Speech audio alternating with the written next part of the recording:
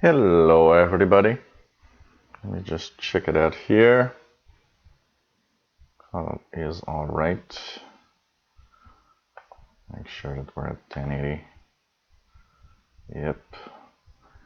Looks pretty good. So we're gonna start our show.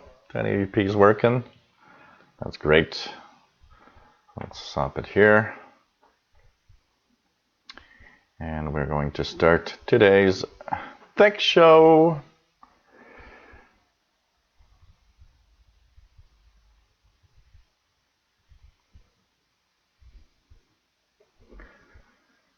Hello everyone. Team Peter Sargent. Stephen Mail. Hello. In the chat room. Nice to have everybody on board. And hello there, Bobby Burgess. Nice to have you here. And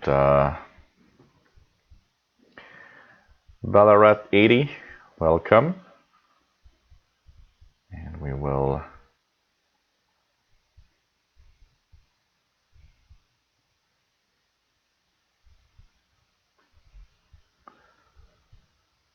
hello, Flip Don. Hello. Hope everybody is fine. Audio seems okay. Video seems quite correct here too. Hello, Christine Bowman. Nice to have you here as usual. And we will start our live show in a few seconds. So, hello everyone. Welcome to this live show. Coming to you from Montreal, Canada. Shervin Abdullah, welcome. So this is a show where we answer your questions every Tuesdays. Hello there, Robert Redmond, Miss Lady Catherine 313. Nice to have everyone on board. So, hey, welcome to this live show. This is a live show every week on Tuesdays, 3 p.m. Eastern Time, North America. That's 2000 hours Universal Time, which is equivalent to 8 p.m. in the UK. And it's always fun to have everybody on board. So this is the show number 56, and we are December the 6th, 2016. Where do you send your questions? Well, at the end, I do answer a little bit of questions, but don't expect me to answer too many questions on the chat. It will be more towards the end. If you want to have a question answered, the best way is helpwithyourcomputers@gmail.com, the email that you see here. This is where basically I check for questions, especially if you're asking for a question that's very either technical or very unique to your device. Sometimes it needs a little research because you can't just answer like this. So by sending it by email, what's cool, gives me the time to find an answer if I can to your specific problem. And unfortunately, there are problems that it's impossible to really help, at a distance like this. It's sometimes a little complex. So welcome everybody, and hope everybody's quite all right. And we have a cool gang in the chat as usual. Sorry, Michelle 5. Pretty well. So, of course, this show, if you want to contribute, help me in any way, patreon.com/radioandcomputers. There you can pledge an amount for every shows, whatever you want, and you don't have to give every shows. It's very flexible, so you give really what you want, and you can say the maximum you want to give. And what's fun with this Patreon.com one is that it's recurrent, so if you just leave it like that, every month it will reset to that default that you've given. Also, PayPal donations at the Yahoo email address that you see here, very welcome, of course. And it's really... it really helps me a lot in buying new equipment and, continuing with this, with these shows. And, it's always Fun to do these shows. Takes a lot of time. So it's time that I'm not doing tech jobs. So thank you very much. And nice to have you on board. And hello there, Albert Zappa. Nice to have you here today. And if anything is wrong, let me know. We'll be checking that out. Here I could see that the stream seems to be okay on my end with the 3 to 4.5 megabits per second sending out, and a green little bar. So it seems that I'm sending out really the maximum amount of audio video for 1080p. So Sheriff's House, hello there, and we'll start with the questions. Antivirus and utilities. So I've got a few questions about antivirus that came in during the week. And first question was from Andrew in Montreal. So Andy in Montreal says that he can't restore. He restored the McAfee Web Advisor in Google Chrome, but he wasn't able to create or to make it work in Internet Explorer. So basically, my answer would be to reinstall the Web Advisor maybe. I don't know if that's something that they made you try. So what I would say is if you go into Google and you type McAfee Web Advisor, I did see a download link, so let's just check it out. McAfee Web Advisor. You can download it for free. So let's just put download next to it. Make sure you download it for the McAfee website though. So let's check it out. McAfee Community. Download Web Advisor. There's a McAfee Communities thing. So basically there is a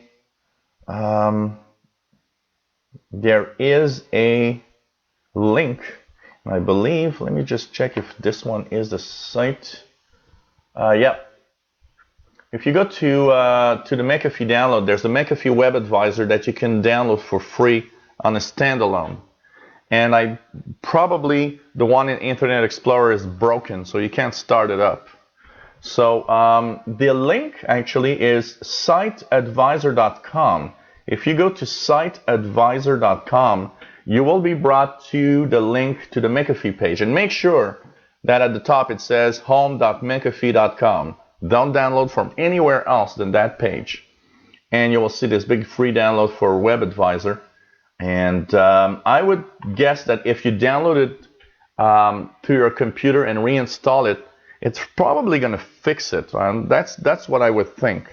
So let me know, Andy, and if it worked.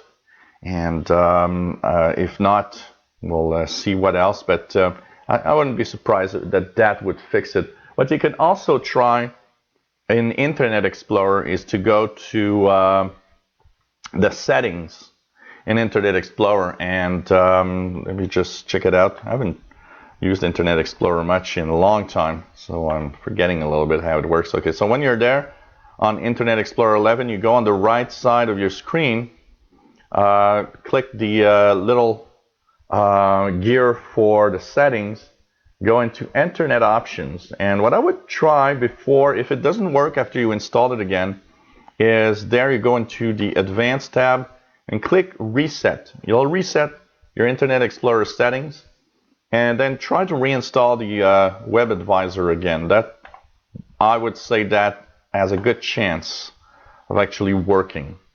So hopefully that will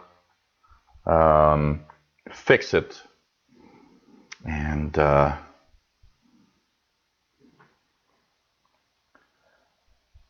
if anybody has some problems with the video, let me know. It seems that there are a few people that are stuck. You know, that's YouTube for you. I'll try a little something here. We'll just stop and restart to make sure that the buffering is... There we go. Still singing it out there. It should be back to normal in a few seconds. There we go. Okay, so here I've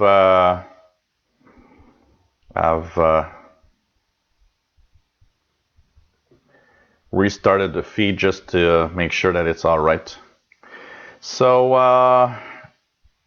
okay, so the McAfee. Hope that it helped you in bringing back the web advisor from McAfee into your Internet Explorer browser. You seem to want that. I understand the need, why you like the web advisor, because it gives you like it kind of tells you which websites are safe or not. You know, and as for using McAfee, it's up to you. You know, everybody has its own antivirus and its own settings. So some people like it, some people don't. So it depends. I think I've used McAfee once, maybe 20 years ago or something, in my first PCs or something. But I haven't used much. I really haven't used much. And the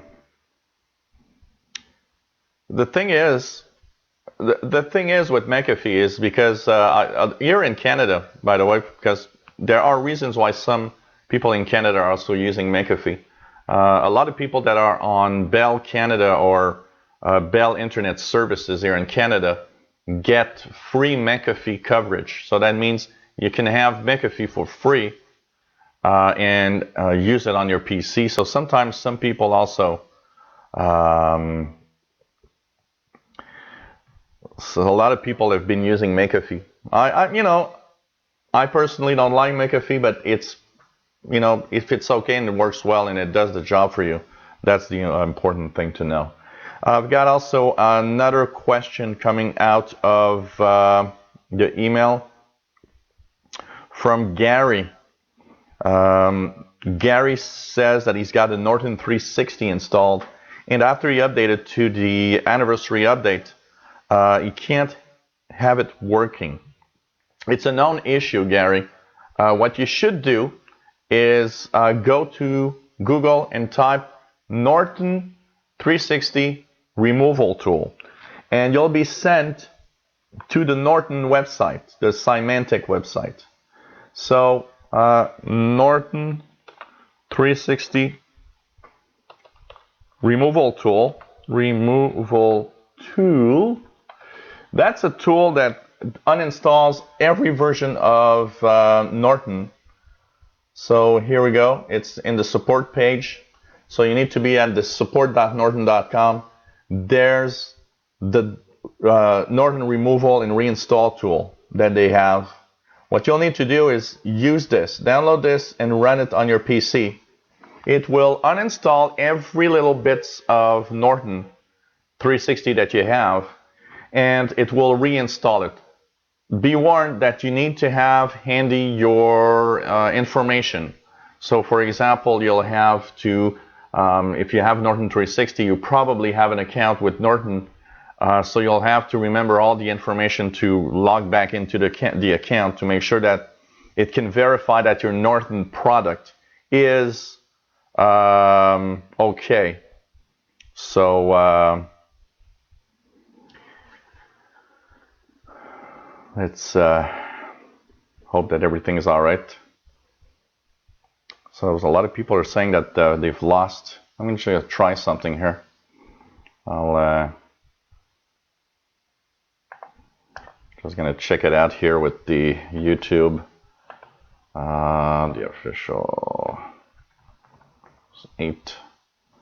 8/live. If I look here, it seems to be okay here, so I don't know what's happening exactly. Just looking at this, seems to be okay, but it does not have a lot of viewers, so there's something definitely happening. So we'll see. Here it's okay. I don't understand, and it's okay on another machine if I try it, and I try to stream, works fine. So that's weird. Anybody else? Anybody watching me? that I see that the count dropped a lot. So at least I can maybe anybody weird, very weird. So we're going to continue on. At least it's recording on the on YouTube if something is wrong. So download and reinstall with the removal tool. It should be fine. Make sure that you download it from Norton. And one last bit. This one comes from Johnny F. In the state of Texas in the United States, says that he's watched one of my videos and used the system restore. And basically, when the system restore point happened, he basically it broke his Kaspersky antivirus. So basically, Kaspersky was broken basically afterwards. This is a very, very, very this is a very, very, very common problem. Kaspersky is one of those antiviruses that breaks when you use the system restore, because it actually restores old files from the system restore that Kaspersky used. But the problem is, since it updates all the time, what's happening? The Kaspersky can't. It's kind of lost. It doesn't know where it is. So there's two things you can try. There's of course, in some cases, if you haven't gone too far back, the fix, because it's going to tell you it's broken and it's going to offer you to fix it. You can try it out, and hopefully it's going to work. And if you can't, simply go to the uninstall panel. Go to the uninstall programs, and there go back to the Kaspersky website, or if you have the CD and the key, reinstall it. It should fix the problem. It's very, very common that Kaspersky stopped after a system restore. This is one of the most common things that I've seen all the time. So it should be it should work. So you know, it's a very common issue, and once you have reinstalled it, it should work fine. It usually isn't that complex to fix. So like I said, it's going to offer you to fix it. Try the fix tool that it's going to ask you, and if it doesn't, then we'll probably have to re-download it and reinstall it. Simply that, and hope it works. Just quickly, because I see a question from Jeffrey Kropp here.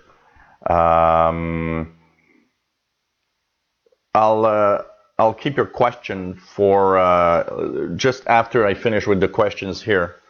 There's a very unique way to fix that, and the problem is iTunes, not Windows 10. iTunes for Windows is horrible, and it forever was one of the nightmares of any tech guy to fix broken iTunes, and you know, the fact that they couldn't detect iPads and stuff like that. So I'll talk to you a little bit around the end of the show, or I have a specific video that I've posted for that also, if you look on the channel. Okay, random questions here. Random questions here. As we continue on with the show. Okay, first of all, a touchscreen display. I'll do the first one from Stephen Mail that wants to buy a touchscreen, and he also showing me a nice little machine, a very nice machine with Windows 10 Home, an Acer Aspire desktop with 8 gigabytes DDR4, 2 terabyte hard drive. That is a great machine, actually.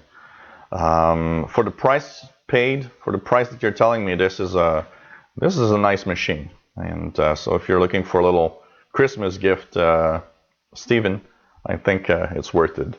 As for the a touchscreen monitor, all you have to do is buy a touchscreen monitor. It's automatic. It works with every version of Windows. Most touchscreen monitors will have a separate USB cable to plug in. So you'll plug in the regular HDMI or VGA or DVI connector like you have usually for the screen. But most of them have a separate USB that you plug in, because it's the USB will be the touch part of the screen for the hardware. And so it depends on the screen, but it's any touch screen is compatible with all versions of Windows. You don't have to have Windows 10, absolutely. It works with everything. Sometimes in older versions, you know, like in Windows 7 and before, it might require a driver that you download from the manufacturer, but it's universal. Touchscreens work universally, and that desktop that you showed me for $399 is great. If you're looking to make yourself a little gift, I think that's you really should. That's for sure. Okay, so we continue on with the questions. We have Mike that is having problems. He's got a tablet, an Asus tablet, and the camera stopped working after the anniversary update. So you can't, the front and back facing cameras don't work on the anniversary update. So I did a little search on this, and basically it has to do with a driver problem with the anniversary update. And I have not been able to find a driver that fixes the issue. The problem with that is not that anniversary update broke the camera, it's because the driver that was made specifically for this tablet was made for Windows 8, not Windows 10. And when the anniversary update happened, that Windows 8 driver stopped working with Windows 10. So, unless there's an update for that driver of some sort, for now, you're kind of stuck at either going back to Windows 8.1, which was the original Windows on this, or I don't know, if you wait, maybe, but you know what, I wouldn't expect too much from this. I'll try to see if I can find a link to a driver that would work, but unfortunately on that thing, I gotta say, it's a sad thing. It's part of the unfortunate side of sometimes some devices. You know, that device was not meant to be on Windows 10, and that's part of the problem. You know, like I have my 8-inch tablet here. Anniversary update broke the scrolling. So every time if I change orientation of my tablet, it doesn't change orientation. So I kind of blocked it in the way that I use it the most. But it's part of the fact that that tablet that I have here, like yours, is a tablet that is simply not made and was not designed ever to be working in Windows 10, unfortunately. And of Windows Live Essentials, a great question that came to me from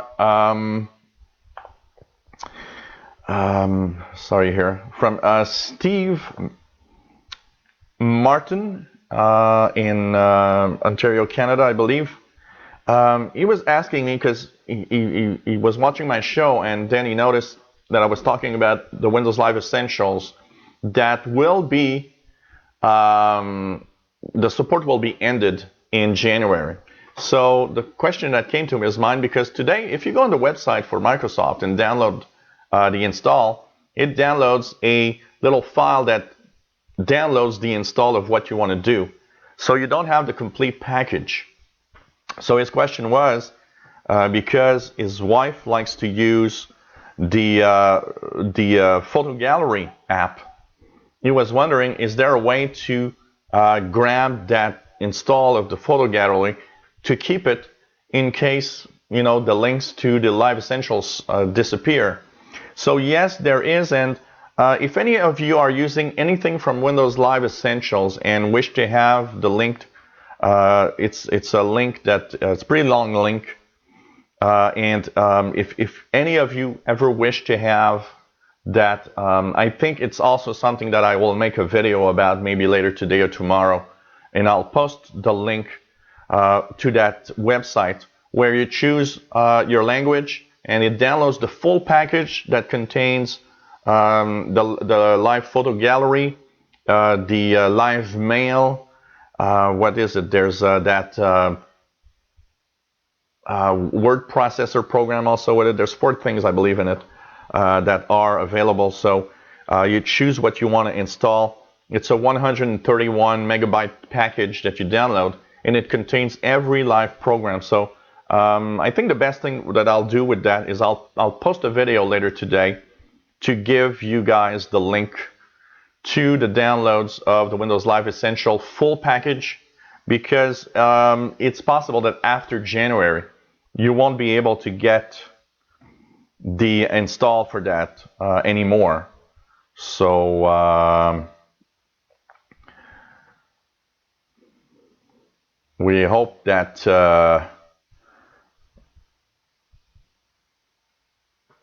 so if you ever want to have that, it's going to be available. I'll make a video, so some of you are, when we're using a package and we're used to that package, it's always kind of fun to basically have that package, that same program. So by having at least the possibility to download it, at least that's going to work and should be okay. A few Windows XP questions that came to me from a few people, from one person, sorry, that came to me from Franco. Franco is in northern Italy, and he says that he watches a lot of my videos, really enjoys them. So he's got all sorts of machines: Windows 10, Windows 8. He's got a Windows 7, but he also got a Windows XP computer.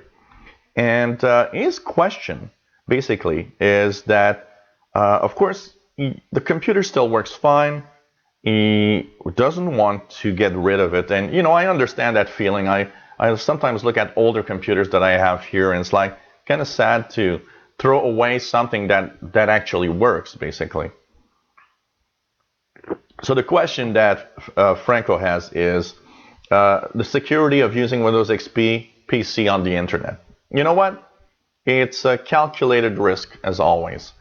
Yes, Windows XP will lack a lot of security updates.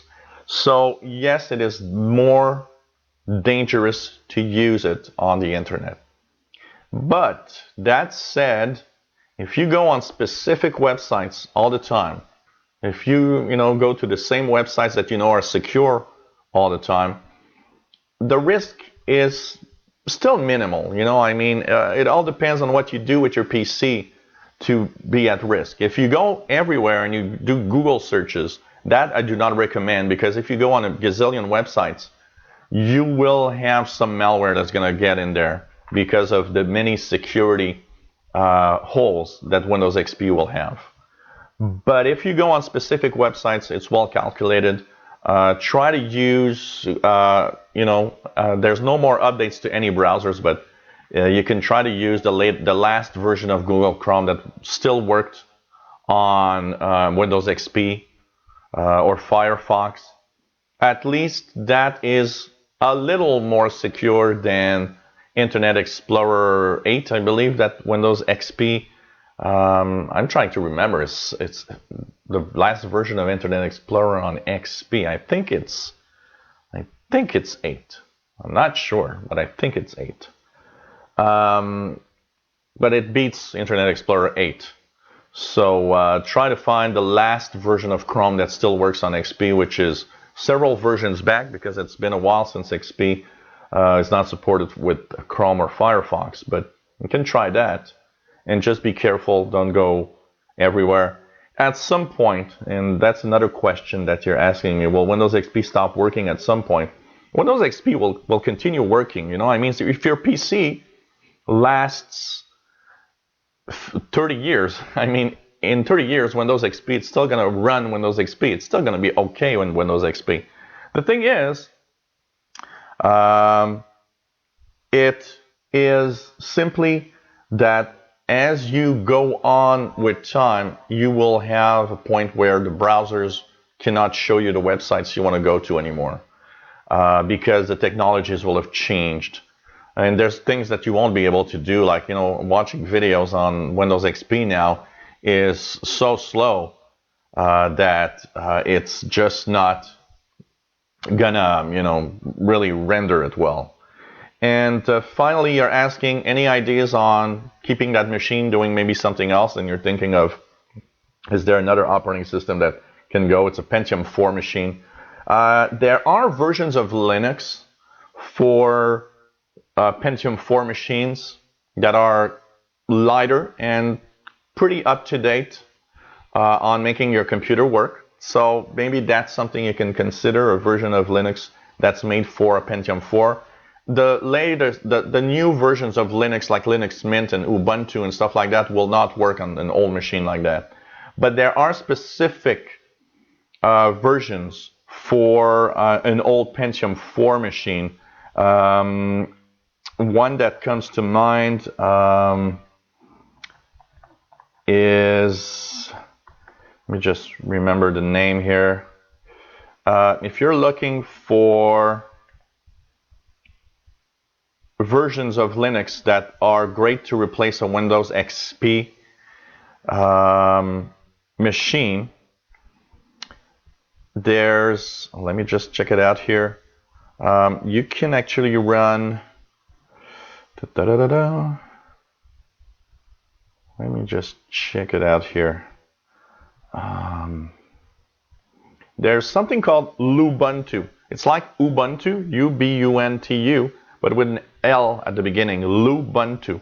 This is a lightweight Linux, and it is made for machines like a Pentium 4. There's Zorin, Z-O-R-I-N, which is another lightweight version of Linux for Pentium 4 machines. So you can try one of those older versions of Linux. Well, they are up to date, but they are made for really old stuff. No, I'm not using Wi-Fi. I'm connected.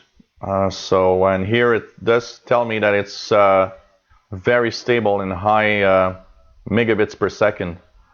I think it has something to do with YouTube. It's been happening regularly lately, and I was checking out with a friend, and it really does seem that it's YouTube that's doing something for the freezes, because I'm getting great output here.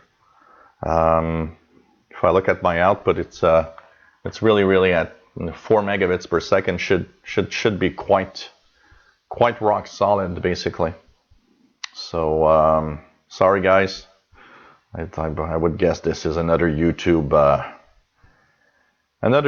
problem. So it's probably depends on where you are, also maybe in the world. Okay, so what else do we have? Random questions that I just passed through. Okay, I've got some random questions coming to me from, let me just check here. Random question coming to me from Eric Colson. Eric Colson asks me, wow, have you seen that go through? Wow, I'm really, what the hell? Let's go back. So Eric, yes, we're going into your questions.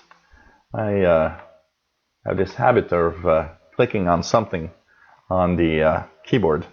Okay, the random questions. You say that you have an old Sony TV, a real big CRT. And you say that it is a great TV, it's 46 inch. And you're wondering, is there a way to actually view some videos or view the video screen from your PC on that old TV? Not easily, because you don't give me the details of that TV, and it probably, because of its old technology, I would guess it doesn't have HDMI. I would guess at best it might have S-video in composite. So the only thing that you could do for that would be to use a converter box. If you look on Amazon or on eBay, you'll see converter boxes. But you know what? For video viewing, it might be okay, but don't expect to be able to read anything, because that TV has a resolution that is very crappy compared to what your computer is sending out. So you won't be able to. The TV sharpness will not make the output right. One thing that you can do also, if it's a desktop, you might, I don't think you can find one anymore, but you might want to take a look at maybe I don't know how old your PC is. Maybe you can find an old video card that still has an S-video out. But the best, maybe a converter box. But I gotta say, you won't find that experience on that old TV is gonna be very, very good. Also, you're saying that your PC works well on every screen that you have in your home except your 60-inch TV. Now, you're not saying anything, but I suspect that you are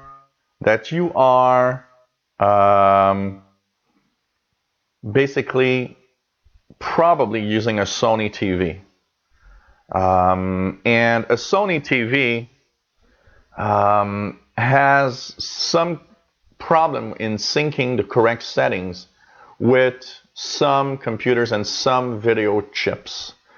So it's probably that you're having a Sony TV, and what you need to do is to basically find what is the correct setting for your TV, and that can be very, very difficult because your TV defaults. What you need to do is the ability to go into the settings of your computer and prevent it from switching to another setting. It has to be blocked at a specific setting for your Sony TV. Go to the Sony website. In the support page, there's a lot of in the support page there's a lot of the documentation on using PCs, because Sony knows that everybody's going crazy with that. So check it out. It has to do with basically the way that the TV detects. It's annoying. Sony TVs on PCs are sometimes very annoying, unfortunately. And your last question is, how long does a PC last in general? You've got some PCs of different ages. You know what? It depends on the PC and the hardware.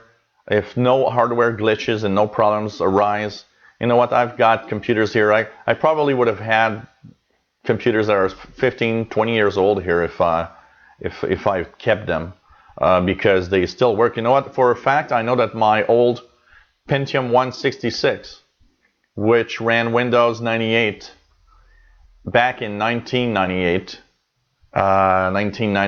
1999, still works because it is at a friend's house. And I know for a fact because a few months ago I went to his home and I recognized my old Pentium 166, and I said, "Wow, you still got that?" And he says, "Oh yeah, it still works." And he pressed the button, and behold, it was booting up Windows XP, because he had upgraded to make sure that it could work with Windows XP. So it's pretty amazing. it's a pretty amazing how long these things can last. If you don't have any glitches, the two most common glitches, I would say, if I have three most common glitches of a PC that would age, power supply, that goes away, but that doesn't cost a lot of money most of the time to change. Hard drive that dies, that happens very often. And I'd say the third thing, motherboard goes kaput. That's probably the one where there's really not much use of your computer anymore. But if it's a power supply issue or a hard drive, it doesn't cost a lot of money. You can, put an old hard drive. But I got to say, a Pentium 166, amazing. Questions with routers.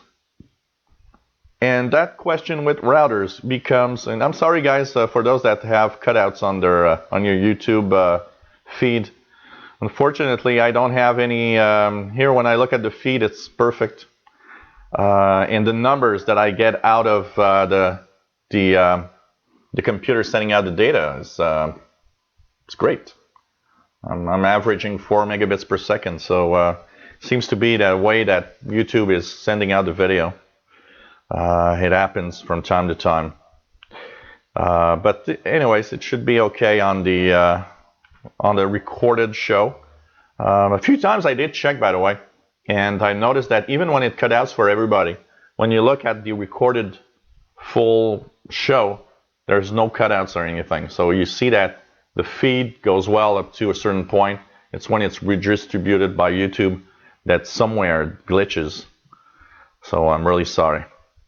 Okay, so router questions that come from Nancy. Nancy is in Alberta, Canada, and she says that she loves my show. So the question she's got is, what is, first of all, in routers, what is going to come after technology? So what's the next thing after AC standards? What I know from now, there's a 802.11.ax that might be the next big Wi-Fi thing. But the AX is still very far. It's like in the primitive state of being discussed. And what I know that is probably going to happen before is that AC, which is the current router protocol, the most recent one, will have a second wave of AC devices. It seems that they have actually worked on the AC protocol, 802.11 AC, and they've gone to a point where they were able to change some of the protocols to make it faster and extend the range of AC. So from what I understand, we'll go from AC, which is right now, to AC2, or it's going to probably still be called AC, but kind of enhanced AC. That will have more speed and enhance distance. And eventually, at some point, we'll have 802.11.ax, or 802.11ax, sorry, which will be what could be gigabit speed on Wi-Fi. So gigabit speed on Wi-Fi, that'd be sweet. I'd love to have that. Is that going to happen soon? That's another questions. So basically,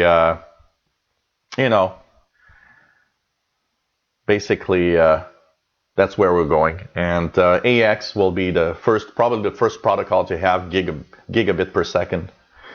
You are saying that you have a old G router, and you're wondering if it's really worth it to change it because it works fine. It doesn't have any glitches with any of your devices, and you're wondering if the G router is going to be is too old. It is old. You're saying that it's working fine. You know what? If it works fine and it has at least, the latest WPA2 security, it could be okay. But one of the thing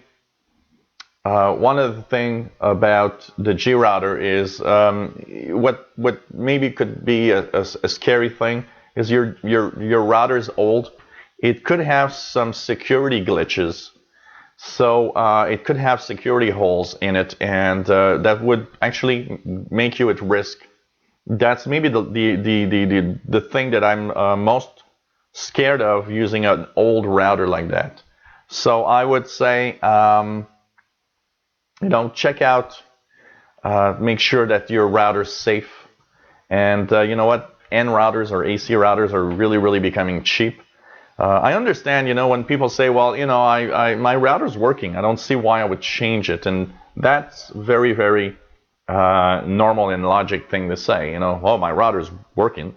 Why should I change it?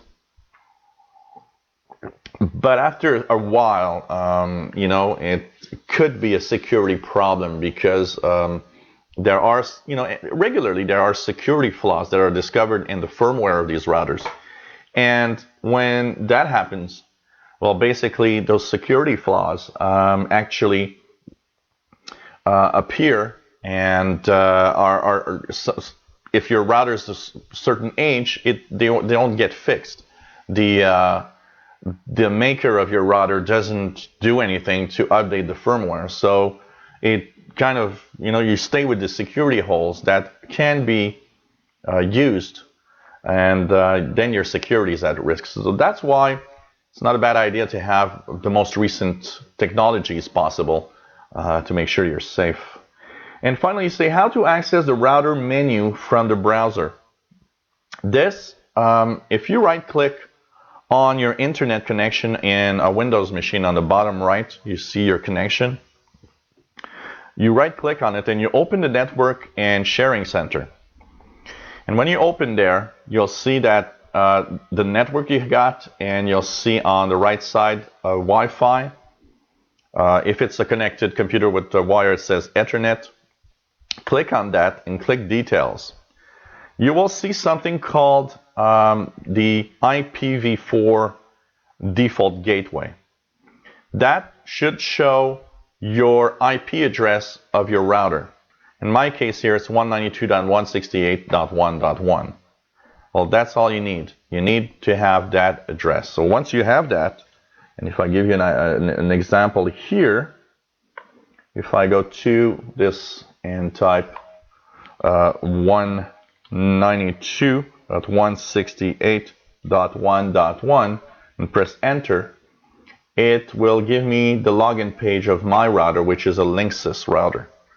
And you should see, depending on your own router, the most common web address to go to your routers: 192.168.0.1, .1.1, .2.1, and 10.0.0.1 is another common one.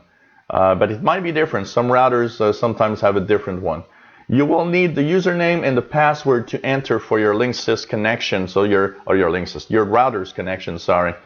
That is either the default, which I hope it's not because it's dangerous to keep it at the default, which would be admin 2 times, or admin, some have the empty password, just press enter at the password. If you don't have that, you need to know that information. If you don't know it, you can check out your router manufacturer's website and check out what's their default for entering here. And if it's a tech guy or somebody that set it up for you and that changed that information, you'll need to call them to ask what it is. And if you don't have it, then the only way that you'll be able to access your router is by resetting the router and remake the complete setup for your router, unfortunately. Okay, Windows Insider Preview questions. And talking about that, you know what? I've been checking that out today. I want to see if Donna Sarkar has talked about anything. Okay, 6 minutes ago. Anything happening? Let's see. Donna Sarkar. Just want to make sure. Is there a Donna Sarkar making some fashion here? So looking at PC2, only affects us internally. What else do we have? Any insider builds? We are raging in ship room to get builds to you this week, but none for today, Tuesday. So no insider previews today again. So for those that are actually, if you are actually in the insider preview, none today. Hopefully we'll have one this week. So the questions come from Sanjay. Sanjay is from India, and he loves my videos. And he's wondering, first of all, how do you become an insider? Well, first, you need a Microsoft account. So you need to have an Outlook.com email or something like that. Once that is created in Windows 10, what you need to do is go into your settings. So you go into the settings panel, the notifications, the settings. In update and security, you need to go on the left side. You will see something called Windows Insider Program. That's where you set up, and you will be asked where and what ring you want to be. So there's the fast ring, the slow ring, and the preview ring, release preview ring. What's the difference? Release preview ring, you are only looking at updates. So every time there's a cumulative update, for example, it's sent to the release preview ring, and that's where it's tested before being sent to everybody else. If you're in the slow ring, you will get only slow ring builds. That means you won't get a lot of them. In general, they try to send you the ones that are the most stable, that have the least problems. Fast ring, you got to be able to accept the fact that your PC is going to crash or have all sorts of issues, and that you might have to reinstall Windows from time to time. That's for the fast ring. Other question you asked me is who should or should not be an insider? Is there rules? Yeah, if you have only one PC and one version of Windows 10 installed, I don't think you should be an insider, because being an insider for me is more of just having a specific PC meant just for that.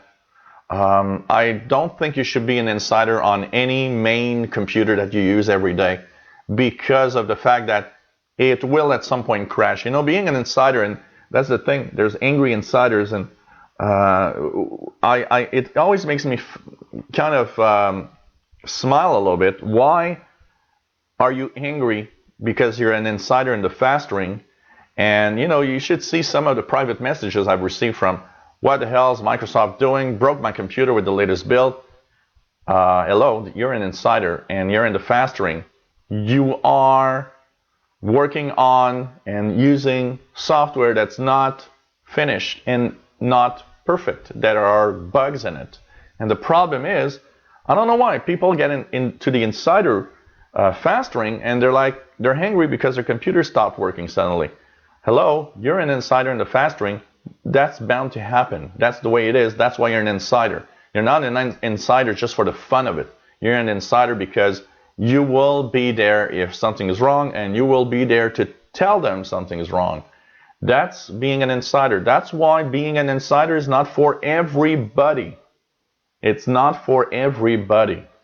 So that you need to understand. So, if you've got a Windows, or if you've got a PC that can run Windows 10, that is free, that you can use for that only, that's perfect.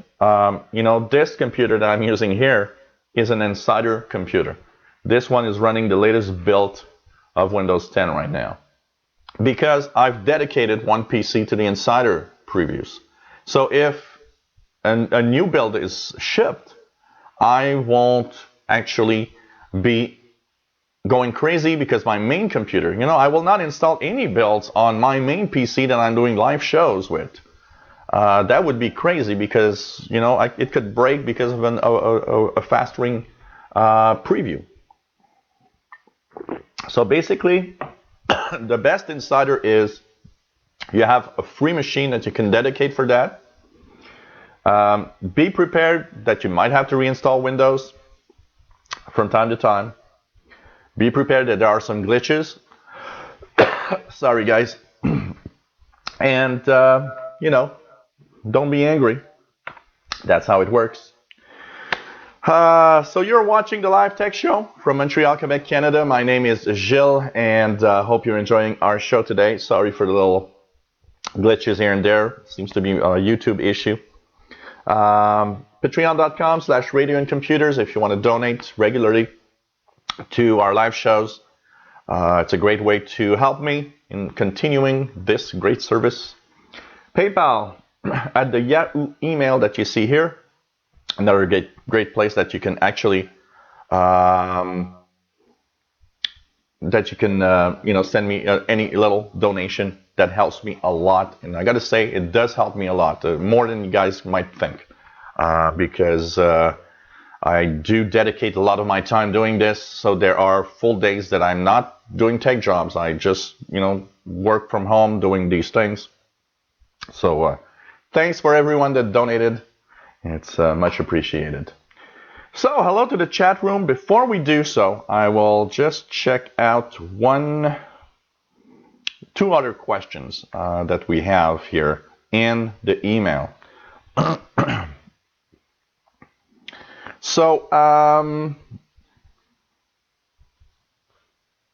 there are two things. So Carol, that just joined the chat room,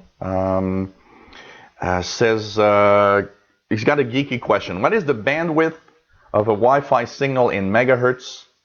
And as we get faster, perhaps even gigabit speed, will the bandwidth have to increase, or can we shove more information in the same amount of bandwidth as we use now?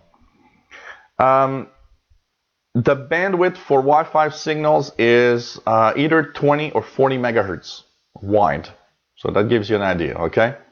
So the typical router is around 2,400 megahertz, plus or minus the bandwidth. So basically, on 2,400 megahertz, 2.4 gigahertz, we have channels, and each channel has a width of about 20 to 40 megahertz. It's very, very wide.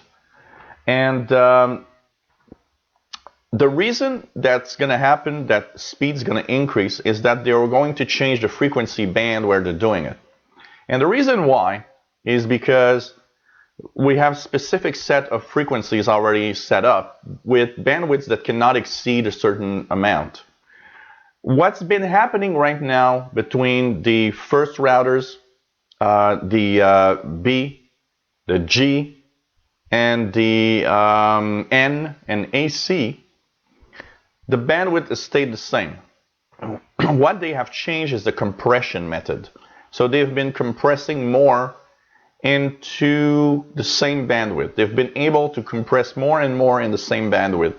So we're typically around 40 megahertz. For the latest versions, it's 40 megahertz, really using the full 40 megahertz bandwidth of the Wi-Fi signal. But as we're going into AC with faster speeds and we're going into AX with gigabit speeds, bandwidth will be increased. Typically on AX, I believe they are talking about anywhere from 100 to 250 megahertz wide signal. So it's a very, very wide spread spectrum digital signal. And to do that, they'll have to move the band. You won't be able to use a AX on 2.4 gigahertz because that band is not made for 100 megahertz wide signal. They are talking about using 5 gigahertz, which is already in use for some routers. So you might already have a router that uses 5 gigahertz Wi-Fi.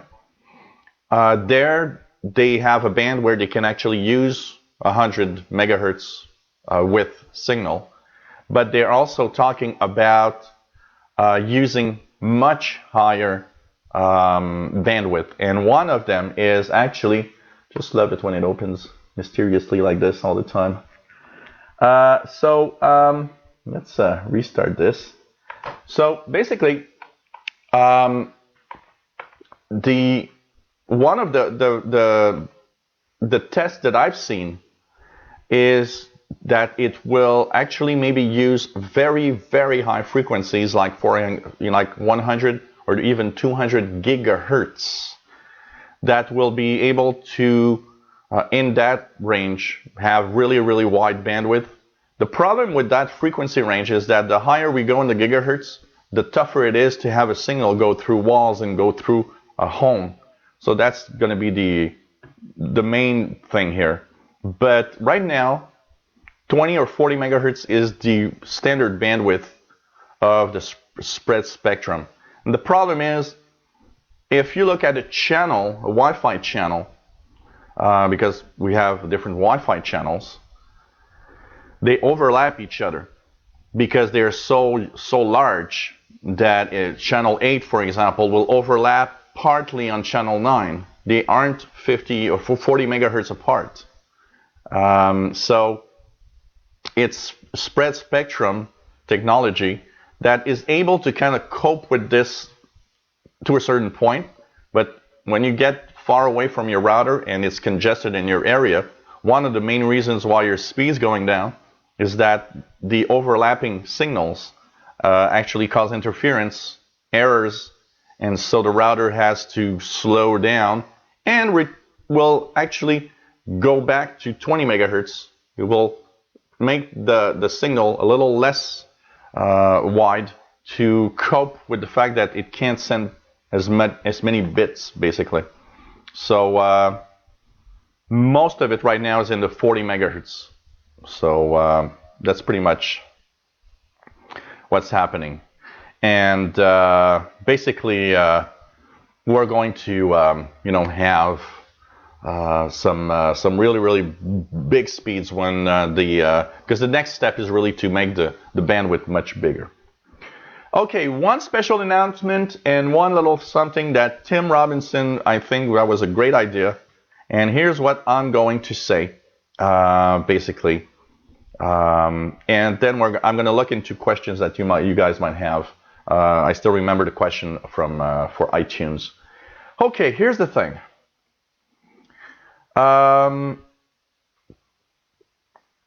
Basically, Tim Robinson had a fantastic idea, and it's that if you guys want to really be in the Christmas spirit, on December, I told everybody, on Tuesday, December the 20th, in 2 weeks, will be the week before Christmas. And what I was talking, as I was talking, is that it's not going to be where I'm going to answer questions or anything. It's going to be, we're going to talk about Christmas, and we'll have a little setup here that's going to be more of a interesting little moment. So if anyone would like to, it'd be cool if you send at the helpwithyourcomputers@gmail.com pictures of, well, at least one picture of you guys and girls in a Christmas setting. So it could be next to your Christmas tree, next to any Christmas decoration somewhere, just for the fun of it. If you want to participate, of course. If you don't want to, it's quite all right. And what we'll do is I'll make a little video of that showing, the different, either videos, if you have videos, it could be videos that you share a link with. And I'll make a little video. And if anybody wants to participate, I think that could be a really cool idea. Of course, I'll have one for sure. And we'll see. We'll see what happens. So if you guys want to send me a picture or a video, a small video of your setup, your Christmas setup, that'd be cool. That'd be really, really cool. Tomorrow there's a special live show. Okay, guys? Tomorrow I'm having a special live show at 6:30 p.m. That's 23:30 UTC. So it's a little late for you guys in Europe. I'm really sorry. I will have a special guest, which is my nephew, Gabriel. My nephew, Gabriel, is going to we will do a live unboxing of a Surface Pro 4 tablet. And of course, playing with it a little bit live.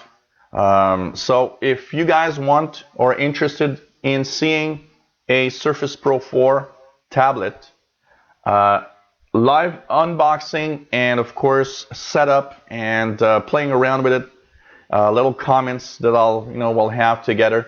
So it's gonna happen tomorrow at 6:30 p.m. on this channel, and that's 2330 UTC. If anyone's interested, it's happening tomorrow. Live unboxing of a Surface Pro 4, and of course we'll be checking it out. My nephew took a really high-end Surface Pro 4 with a Core i7 and like 16 gigabytes of RAM, and it's a really nice little device, and it's going to be nice to look at it. So if anybody is around tomorrow, we're having a live show where we're going to talk about it, and hopefully it's going to be fun. So you're watching the Live Tech Show number 56. We are Tuesday, December the 6th, 2016. We are here every Tuesdays at 3 p.m. Eastern Time, 2000 hours UTC. Okay, a few things that I've seen go through the chat room. First of all, iTunes not finding a iPad. Yeah, the video is going to be saved on the channel, by the way. If you're not here to watch, the video will be on the channel afterwards, so no problem. You guys can see that unboxing and the Surface Pro 4 tablet later on. By the way, it will be doesn't have to be live, but it's going to be, of course, on the channel afterwards. Okay, iTunes not finding your iPad it's an issue that's been going on since Windows whatever XP. The number of Windows that broke, or the number of iTunes that broke somehow in some way. Basically, it's really something that is, iTunes is the worst piece of crap software I've seen for Windows, and and I'm pretty sure that Apple is intentionally making iTunes crappy to try to have you probably go to a Mac computer or something. So what you will need to do, and I have a video on the channel, and I'll try to see if I can maybe you can find it. I have a video, and what you need to do is uninstall iTunes in a very, very specific way. There is a specific order, because when you go to the panel and just click iTunes to uninstall it, you're not uninstalling everything. There's a ton of things that you need to uninstall in a very specific order. Once again, let me just check out here if I can find it quickly. Order of install iTunes.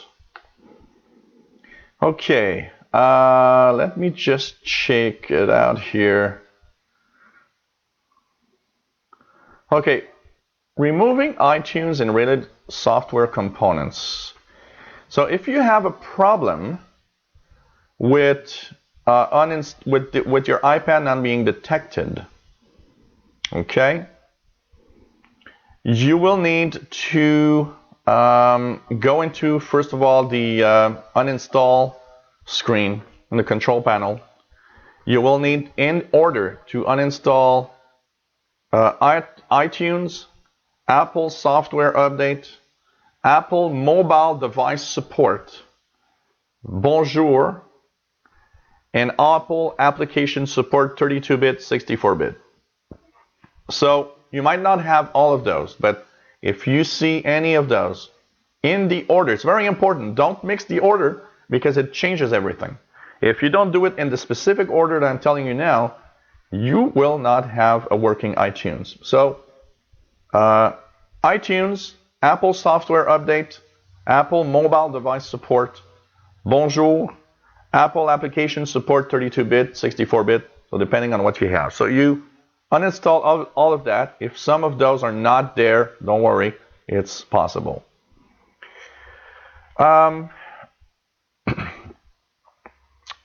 What you'll need to do next is go to your C drive with the File Explorer and need to check Programs and Program Files x86 folders and find and delete iTunes, Bonjour, iPod.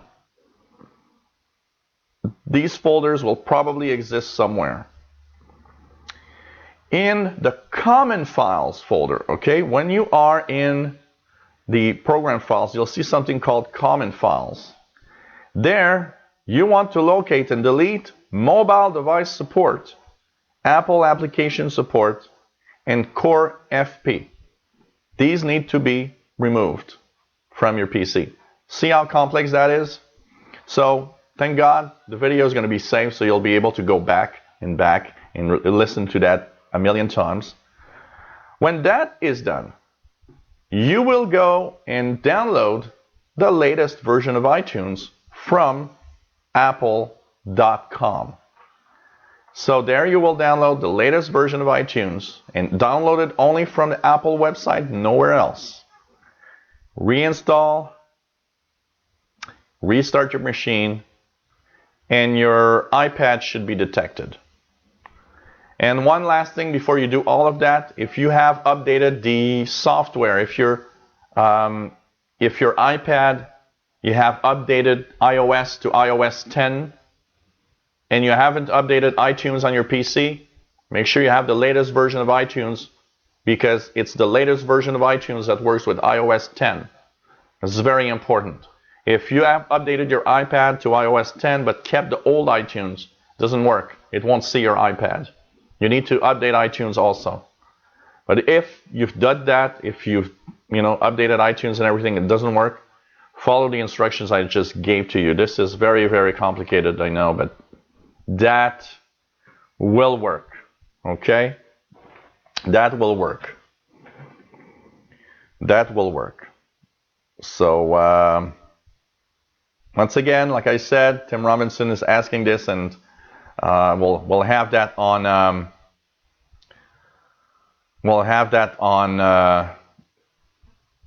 December 20th, and I like a little video, and if we can show some of the stuff live, it's going to be cool.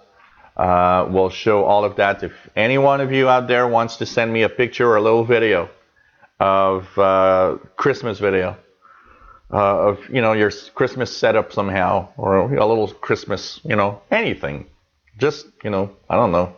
Have a picture of something Christmas next to you. I think that's going to be cool. And anyways, on December 20th, you guys will see my Christmas setup live, because I will be hosting the December 20th show next to my Christmas tree.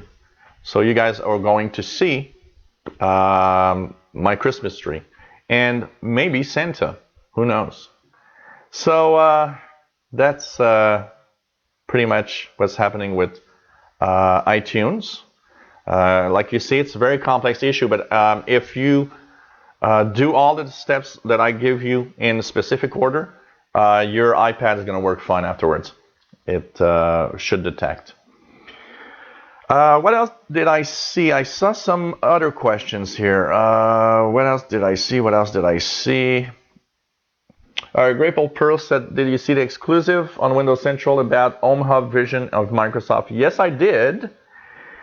I don't know. It's kind of weird. I find it kind of weird.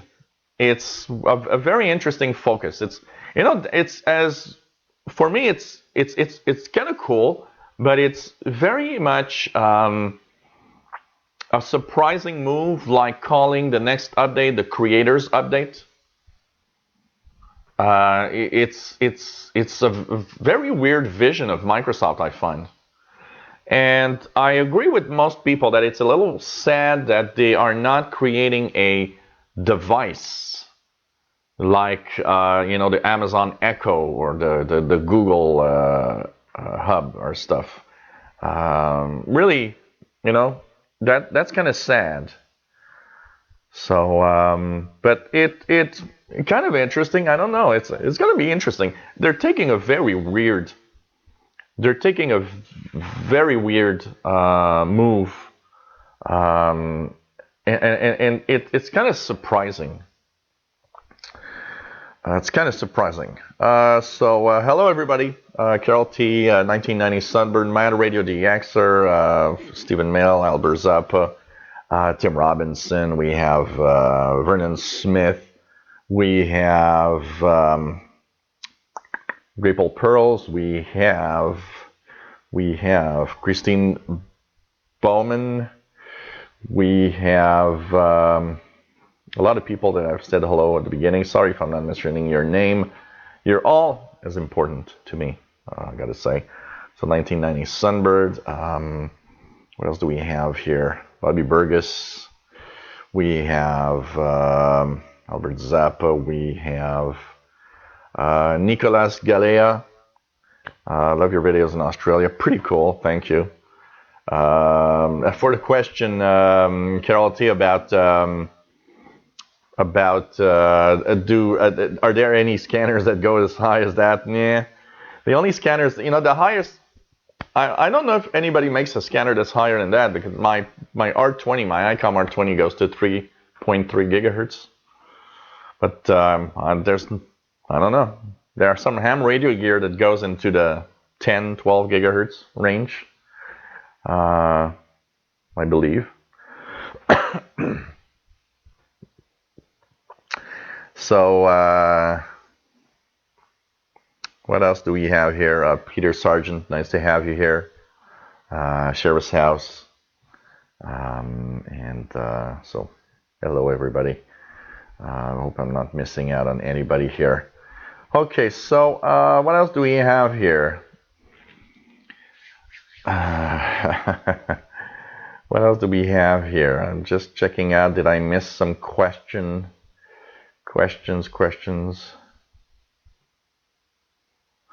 Yeah, the Snoopers charter in the UK, that's horrible, I gotta say.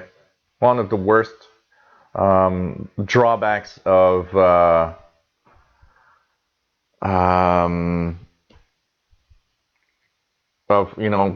civil liberties and our in the UK of everything will be checked out. I can tell you that. What else do we have here? Carol T says his Wi-Fi router is built into his microwave oven now.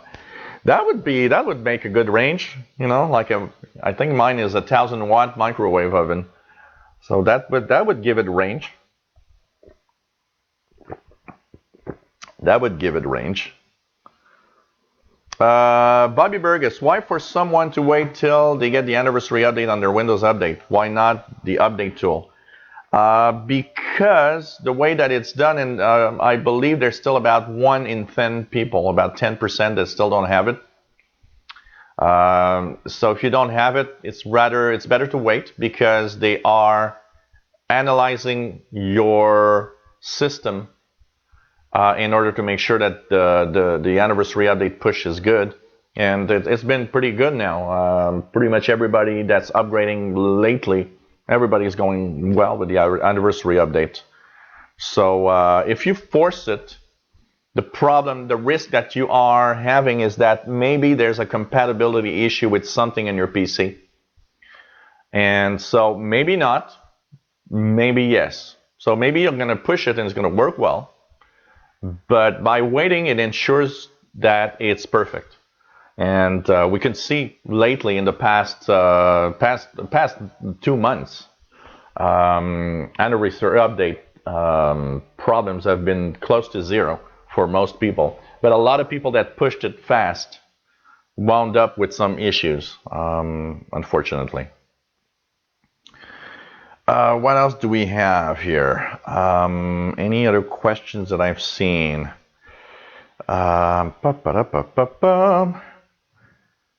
So we've answered that. Sorry, guys, I'm just going through the...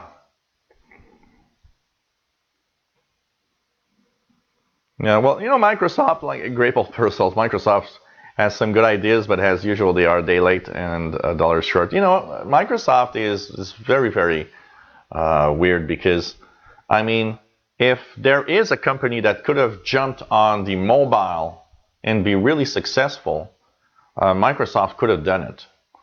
They could really have done it. When the iPhone got out, they should have jumped immediately on, okay, we have our Windows Phone.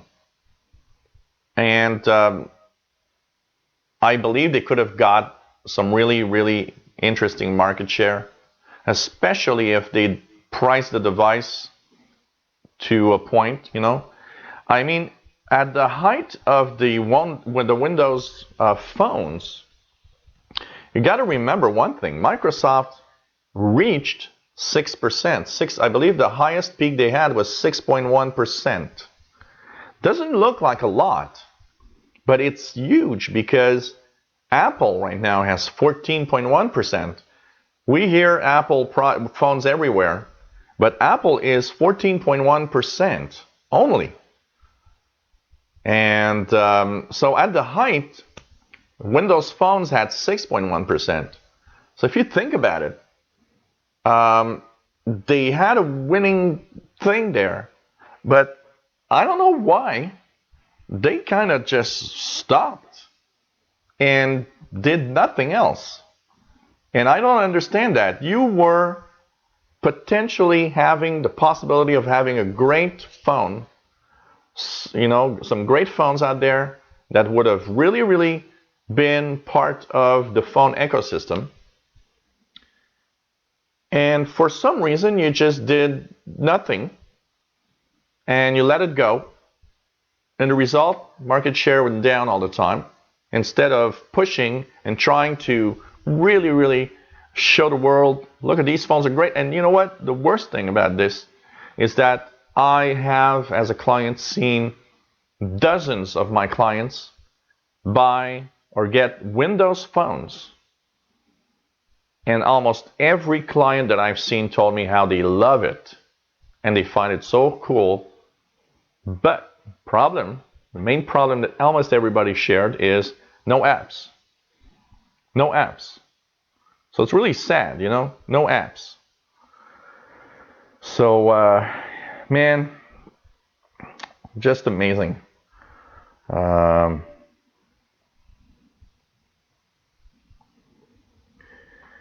Grable Pearl's question: why does Microsoft insist on creating automatic photo albums in the Photos app? It drives me nuts. I want to create my own albums. It's following the same pattern as if you use Google Photos, for example. You'll see that you'll have, even in Android, in my phone, in Android, it automatically creates a ton of, outdoor pictures, nature pictures, sunsets, family. And the worst thing is that those automatic things, automatic folders basically, or photo albums, most of them are okay, but we always have a picture here and there that's like, no, this is not my family, it shouldn't be here.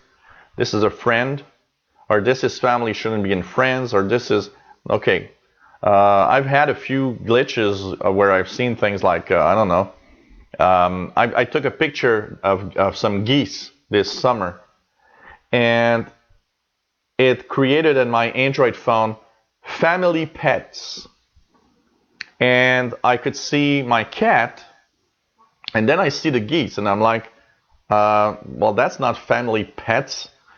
That should be in nature pictures or something. Geese, family pets, please.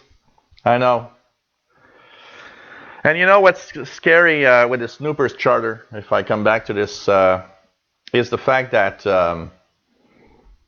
other countries, I'm sure, for example, in the United States, don't you think that the government in the US is looking at that and saying, hey, they've been able to pass that over there. We should be able to do the same here. It is really, really sad. Really, really sad.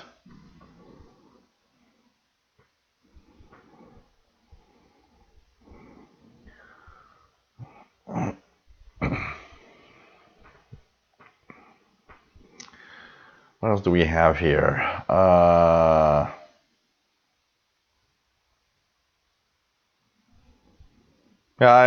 I agree also. I do like Windows 10 a lot also. Works great for me anyways. Really, really love it. Yeah.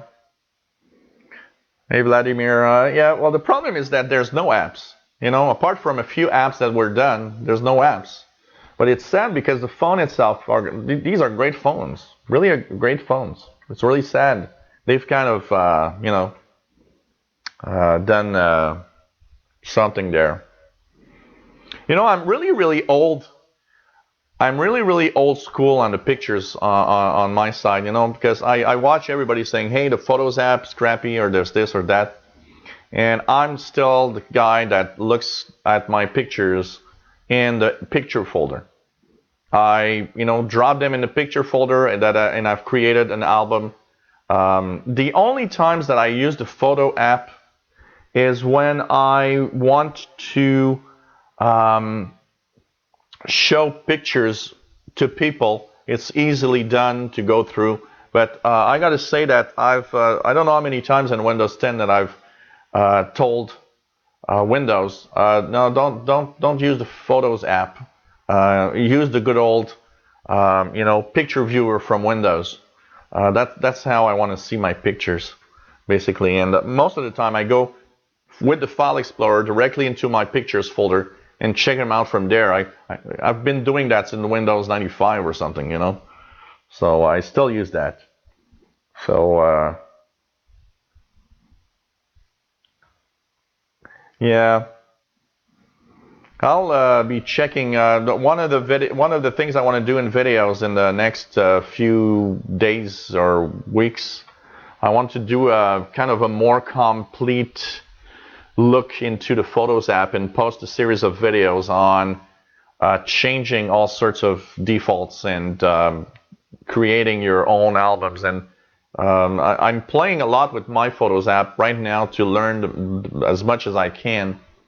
And so I think it's going to be nice for everybody to maybe look into these videos.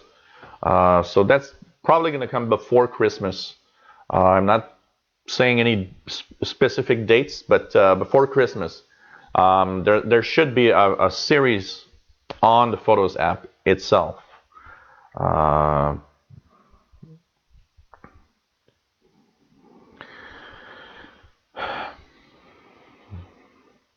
Yeah, the thing is, Tim, you know what? Because you are probably maybe more of a user of the phone for what the phone does. Like me, my phone. The primary idea of my phone, it needs to text, to call, and this is the basic functionalities. But the problem is, today, most people that use devices use apps, tons of apps. I mean, if I look around me, most younger generation have all sorts of apps installed, and Facebook and stuff like that. They want to be able to do everything. So basically, that's the problem here is the Windows Phone lacks a lot of good apps, unfortunately. So yes, I use it only to do the slideshow, Stephen Mail, for that, because it's kind of easy to do with that. But I don't use it for anything else, Stephen, than use make the slideshow for my news. So I'm not, I don't use it really officially. So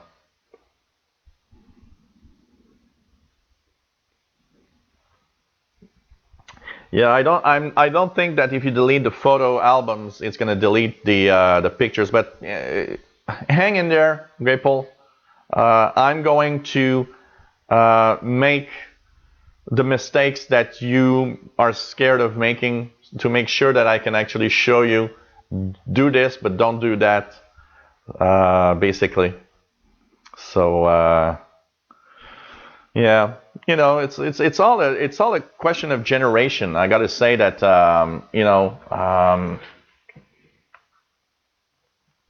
it's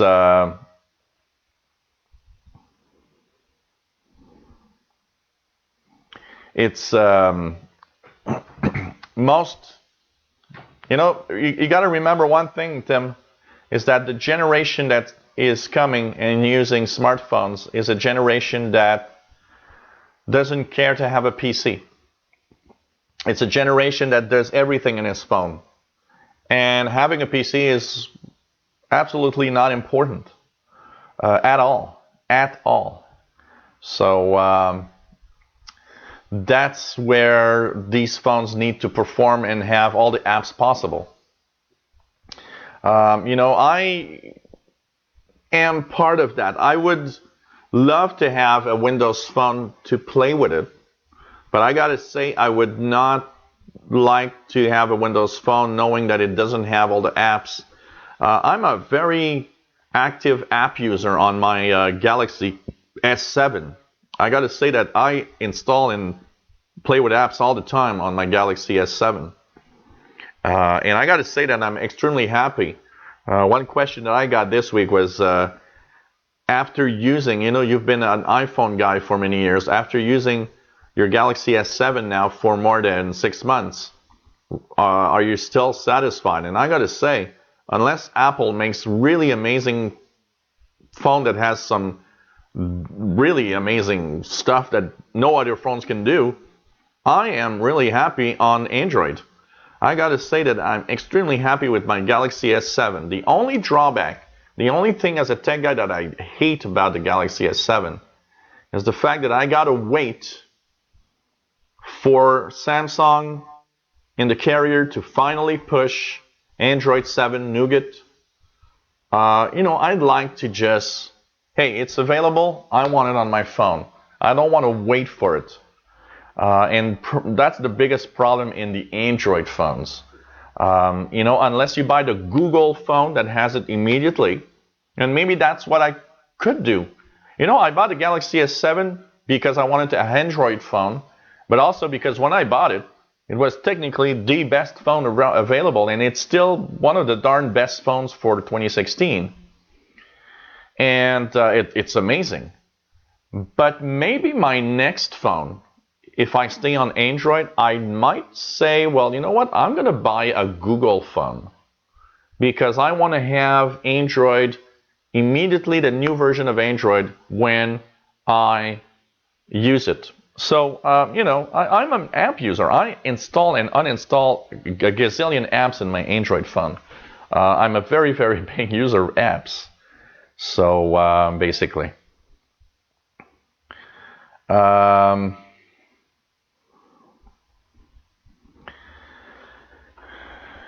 will get drunk with all of you. Actually, I almost did today because I got a 6-pack of Fin du Monde beer, which is a 9% beer. And my first idea was maybe I should, get 1 or 2 beers while doing the show. And typically that's what I do when I'm in on my radio shows. I have my beers all the time on the radio shows. And I started thinking, well, if I drink 1, I'm going to drink 2 and 3 and 4, and it's just not going to stop. And, I thought, well, okay, maybe not. Basically. Yes, I got the cake recipe. Thank you so much, Grateful Pearls. It's really, really nice to have that recipe, and I promise to you, I will make it.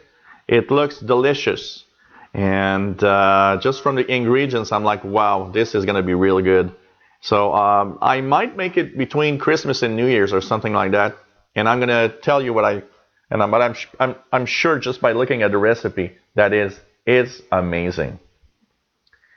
It is amazing. Okay, and that's what you'll have, Grable Pearls. Don't do this and do that. I'm coming up with a nice. It's going to be a little series of videos on the Photos app on how to take full control of the Photos app. I got that request many times, and I've been waiting because I knew that new versions were out. And the problem is, I didn't want to make videos and that a month and a half later an update changes the photo app, and now I gotta okay, all the videos I did don't work anymore. I wanted to have more of a Photos app that I know is going to be okay for a while, and I'm gonna start from there. And there's going to be a nice series on the Photos app. I promise. Definitely need to do a live show just for Christmas. Oh, I will. December 20th is our Christmas show. So basically, it's going to be fun. What apps, Stephen Mail? I install everything. Technically, I install a dozen of a million apps that I install and uninstall. It's crazy. I try everything. So, I got games, I've got apps to test all sorts of things like, like streaming video to my TV or stuff like that. I try everything. So, basically, and I like to go sometimes like I saw today I think it's Tech Radar that has the top 100 best free apps for Android 2016. I want to check that list and see what they have there. Beast Dabist. Hi, I need help with my system. I want to go to safe mode, but my taskbar froze. So can you do it on BIOS?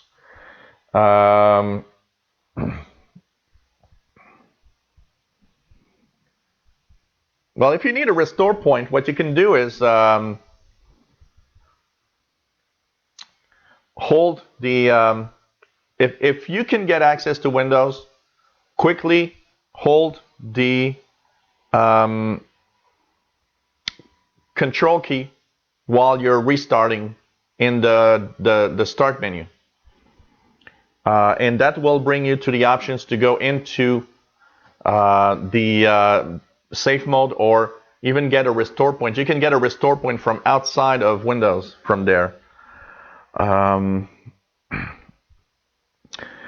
If it freezes and you also, and that's one thing that always happens, if it freezes, one thing that you can do is press and hold the power button until your PC shuts down.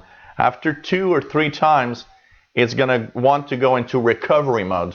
From there, you'll get access to the restore point also. So Grateful Pearl says, yes, me too. Nougat with Samsung. I'm waiting for, tried to get on the beta and couldn't. But the Nougat preview of my Android Central looks great. Yeah, I can't wait to get my Nougat too. I want to have it.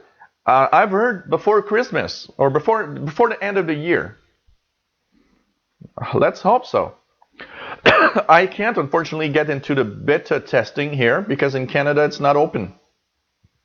And I don't want to play too much with that because it's my main phone and it's very super important for me that it works. So I don't want to go crazy over this. But man, I want to have that latest Android version. I can tell you that.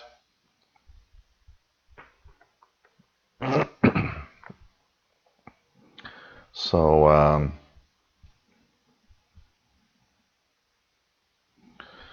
yeah, well, Vladimir, they did say, Google did say that they promised that their own phones will have Android always immediately available on the Pixel phones. So we'll see. We'll see.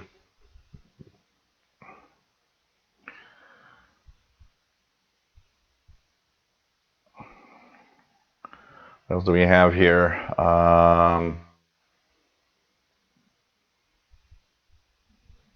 Yeah, there's a shift at the time it restarts, or if you hold down the shift or the control key at the options, you will have the recovery options for boot up. And you can restore from there, basically.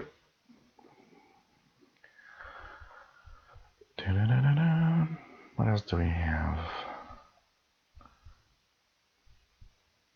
Tried PhotoScan app from Google, and once I got used to it, it did a great job taking photos of old paper photos. I loved finally getting my old photos of my parents on my computer. Yeah, that is a great app. PhotoScan is a great app from Google to take old pictures. If you got an old photo album lying around, it does a great job in restoring these pictures in a digital format. So basically, it's pretty cool. So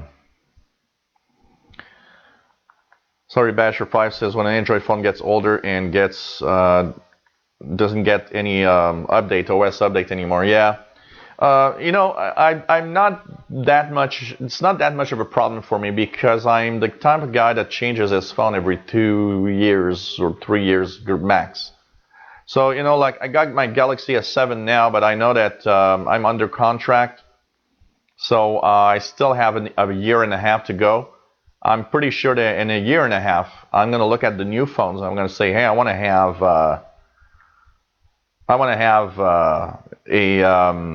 you know, a new phone. I know I'm going to want to have a new phone. So that's for sure. How do I stop 2 of each wallpapers downloading in SpotBright? You've got 2 wallpapers, 2 times the same wallpaper. It's like you got doubles, Albert. That's weird. Doesn't happen to me. Is it because you had like doubles? Everything is downloading twice? That's weird. I'm not really sure and have to play with it and see why it does that. And I still love SpotBright, although I've noticed it doesn't upgrade much in the past few weeks. Doesn't seem to have a lot of new pictures there.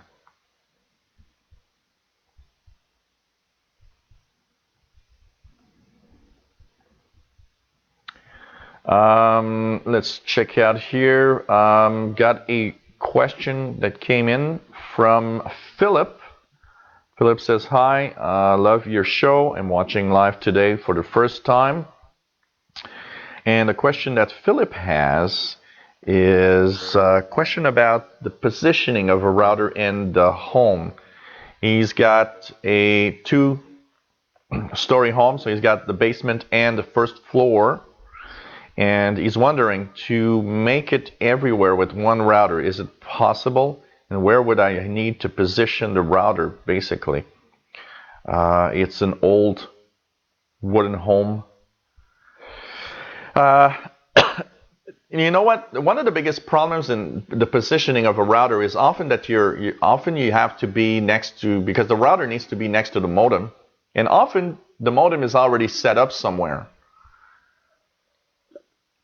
So if the router's set up but it's at one end of your home, that always causes a lot of problems because the other end of the home and down the basement, it might not work very well. If you've got no connection now and you call for internet service from an ISP, sorry, make sure that you install the modem, that you get the modem installed as the most central place of your home. Basically, you want it to have in the middle of your home, so that the distance to everywhere is the minimum distance possible. And get yourself a good router, like a new AC router. You will have, you know, better range with those than the older routers. Make sure it has antennas sticking out, because these are the best for range. And if all fails, there are new types of routers that are coming, which are called mesh routers. It's kind of a network of routers. And typically what these new ones do is often they come in a set of 2 or 3. They're a little more expensive, but these, you plug the first one, then you plug the second one. They communicate with each other and they extend the network to everywhere. Mesh routers are getting popular for people that have really big homes and they can't really, have Wi-Fi everywhere. So these are new types of routers. So if you have more money, if you have money to spend and you have a really big home, there are some interesting mesh routers. There's the Google Wi-Fi mesh. The Google Wi-Fi is the new thing. It's that little round router. It's really a router. And it is made for what we call a mesh network. So basically, if you get more than one, they will all communicate with each other and extend your range to everywhere. And these work quite well in general. So there's another one that apparently is very good, the Eero, E-E-R-O, which is the same thing. It's relying on a single router. It actually has several wireless mesh devices that automatically connect to each other so that they extend your network. For big homes, probably a mesh network kit is the best thing that you can buy. Check out the Google one. Check out the Eero, E-E-R-O. These are also pretty good recommendation.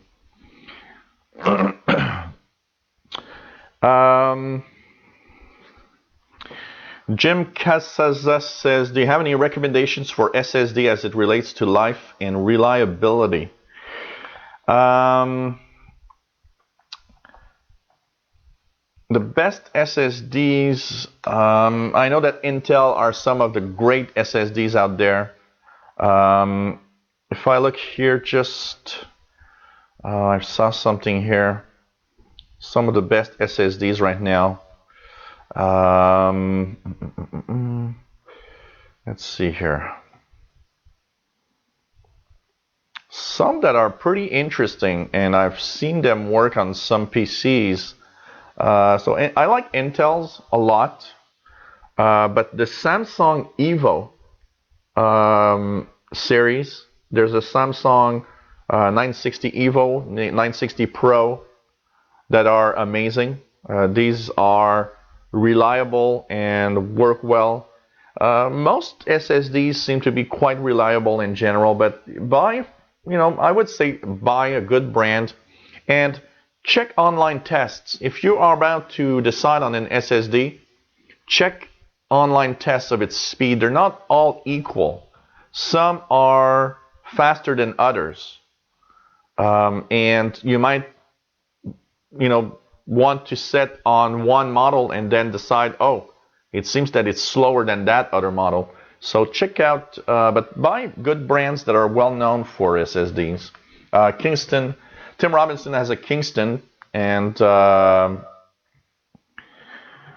as he says, not the fastest, but bang for the buck. It's great. And you know what? One thing that I can tell you is that depending on what you're going to do with your PC, you don't necessarily need the fastest available. Even the slowest SSD is very fast compared to regular hard drive. So if you're not going to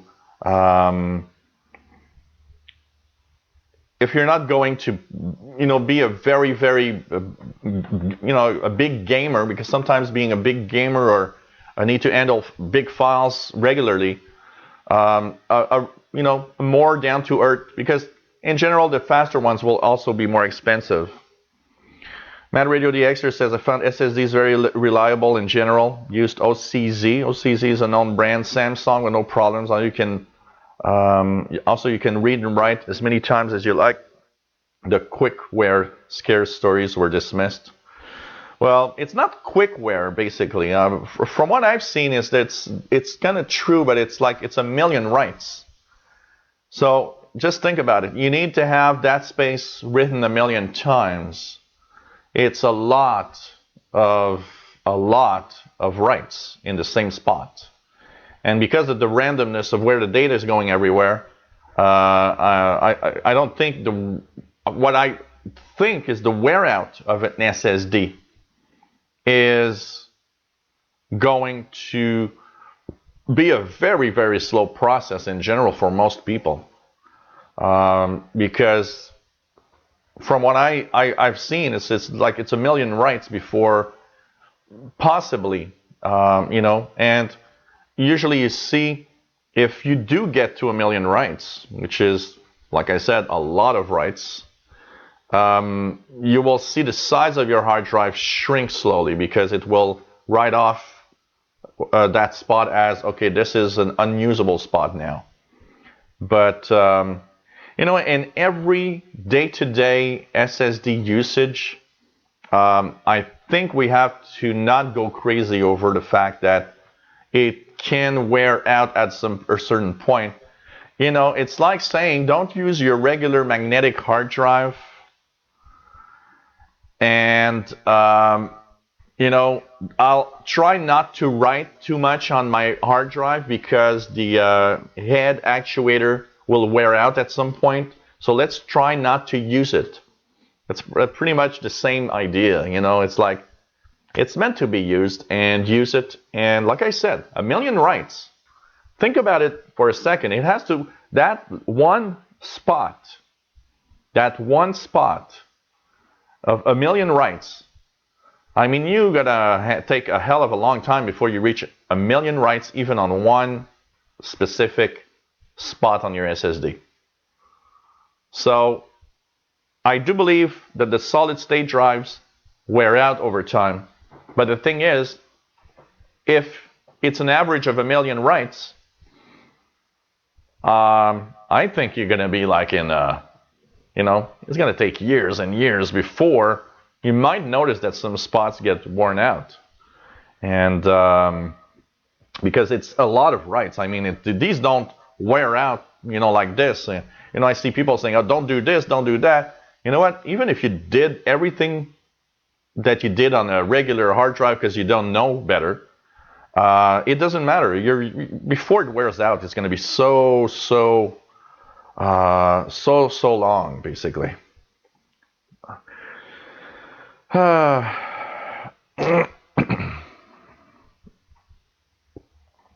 Vladimir, there is separate internet cable connection and cable which used for TV and internet. Adding modem and chain, which is better one? I don't exactly understand what you're asking, but if you want to add, if you're talking about internet connections themselves, basically anything that is a shielded cable is generally pretty good. Yeah, like my Radio DXer, every hard drives eventually wear out. So, oh yeah. And remember that the magnetic hard drives, the good old hard drives, they wear out probably faster than any SSD. An SSD is probably more, I would guess a solid state drive is really probably better long term than a regular good old magnetic hard drive. Well, Trump meeting Satya Nadella.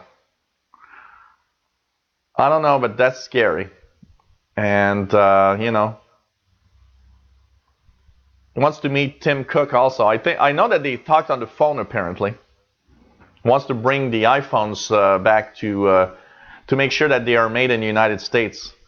That guy doesn't understand a lot. If he thinks that he's gonna, talk to Apple and say, hey, we want the iPhones made in the US, he doesn't understand that it's impossible. It's totally impossible. The cheap labor in China is so cheap that it's a reason why we get some devices at such a low price. And anything that will be done in the United States instead will be so expensive. But I gotta say, Trump meeting Satya Nadella Trump meeting any big tech company is scary. You know, it's really, really scary. This is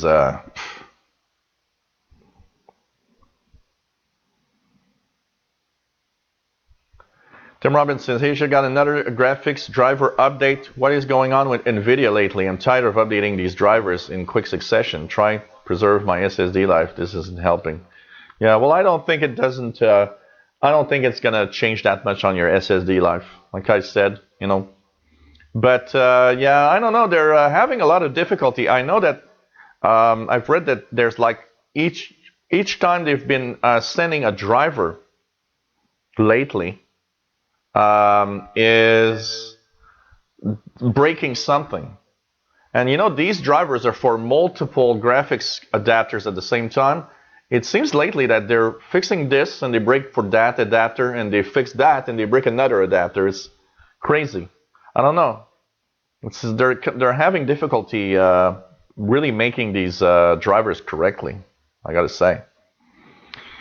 Yeah, I don't believe Trump understands. You know, one thing that scares me a lot with Trump is that he decided to appoint to the FCC people that are totally against net neutrality. So basically, that means that everything that Obama did to try to preserve net neutrality in the United States is going to be thrown out the window, and fairness will not exist on the internet. Yep. Yeah, that's true also, by the way, Mad Radio DX is saying NVIDIA does tweak its graphics drivers for all the games that come out. That's also why they do have many, but it seems lately they have more than the usual. You know, I'm used to seeing NVIDIA updates, but this is crazy right now. So I don't know. Sorry. I don't know. It's you know, there's a lot of things that are going to change. There are a lot of things that won't change. You know, I think we'll see as time goes by. But I got to say that what I think is that the internet and the way that internet service providers and all of that will have changed after he's gone. And it's sad because the internet neutrality being gone, that means that ISPs will ask more money for different providers to do things. So, you know, there's the guys that were appointed at the FCC, what they think is that competition is good enough in the United States to prevent any problems, and there's no need for any rules. When in fact, what we see is that there's no competition, because in many markets in the United States, you don't really have that many choices for an internet service provider to anything for you know, even cable distribution. So the truth is, in most markets, there isn't competition, and there needs to be rules to prevent the craziness. You know, it amazes me how it happens. You know, when Google was you know, putting its Google Fiber service across the United States, cities would go in court to prevent Google from actually putting the fiber optic cables through the city. And that's because the internet service providers like Comcast, for example, were lobbying these big cities and saying, hey, Google's going to come and put some wires here, and we don't want that. And cities would do new regulations to prevent Google from entering the market. So if that's fairness, if that's really competition, I'm sorry, but it doesn't look like competition. It looks like I want to control my territory, and I don't want anybody else coming here, so I can charge the hell what I want to give internet, cable to everybody. You know, that's just crazy. So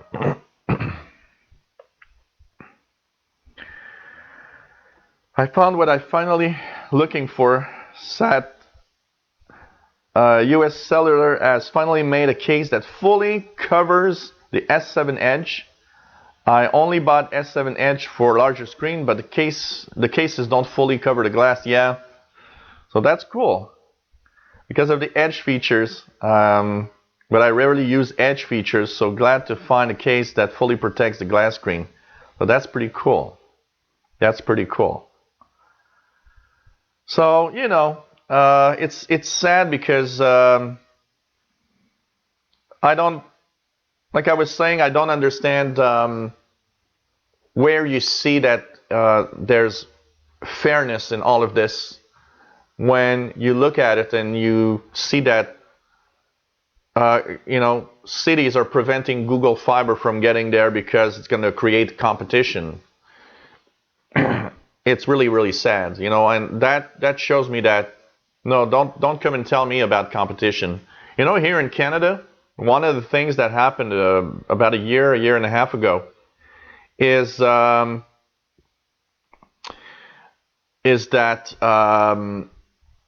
the Canadian Industry Canada looked at what the cell phone providers and the internet providers were doing and the cable providers, and started thinking that, well, you know what, there's no competition. Here, you look at 6 different companies, and there's 6, if you look at the same service, they all have exactly the same price. I'm sorry, but if there'd be real competition, I'd be the provider that would say, oh, I'm going to put my price half of the other ones, and I'm going to get a ton of people that want to come here.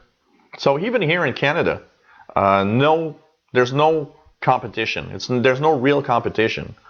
Hell, I'm just looking at my internet, you know, service, 60 megabits per second with unlimited data, and it costs me almost $100 a month.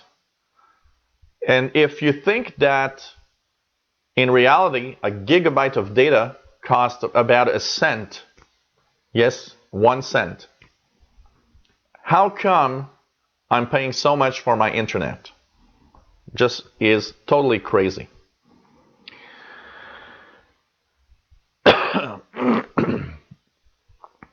So, what else? This is off topic, but when can we all celebrate the victory at Standing Rock? This is not just a tech channel, but a channel that celebrates victories of all kinds. Okay. Oh, man. So let me just check if anybody has anything else to add here in comments or maybe a question. Okay, let me just check it out.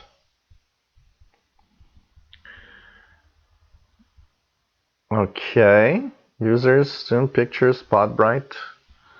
I'm just going to check something here on my Spotbright, Albert, to see. So you say that you've got that. Where is it? Let me just check out. Users, okay.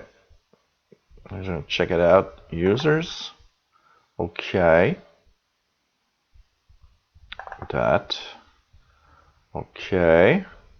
Sorry guys, I'm just looking at something here that intrigues me here. Okay, compare picture Spotbright. T. That's interesting because we don't have the same. Let me just check it out here. Oh, cool. Huh.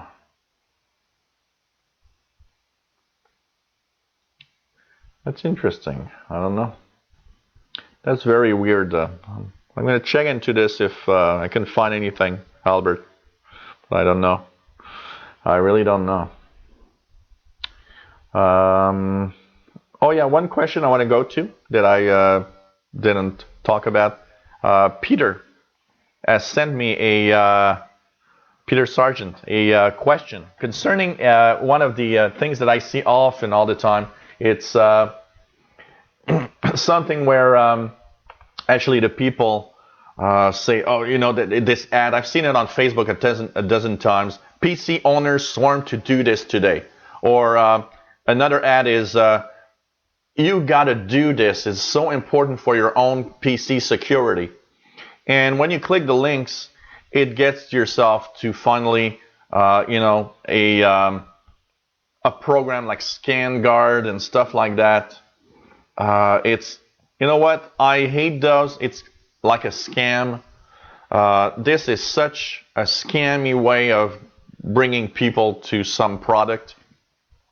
Anybody that starts with, you need to do this today if you want to stay safe, and you click and it's like, oh yeah, your PC is probably running slow and unprotected, or your PC is probably not right, but there are thousands of people across Canada or the UK or the United States that do this and claim that they need to do this because it's gone viral and it's the best way to stay safe. That's crappy advertisement. That's a scam. I hate those things. Of course, I click on all of those because I want to see what exactly they want to sell or talk about. And boy, it is, and I got to say, it is crappy things. Never check those things. It's not worth it. These are really, really bad ways of staying,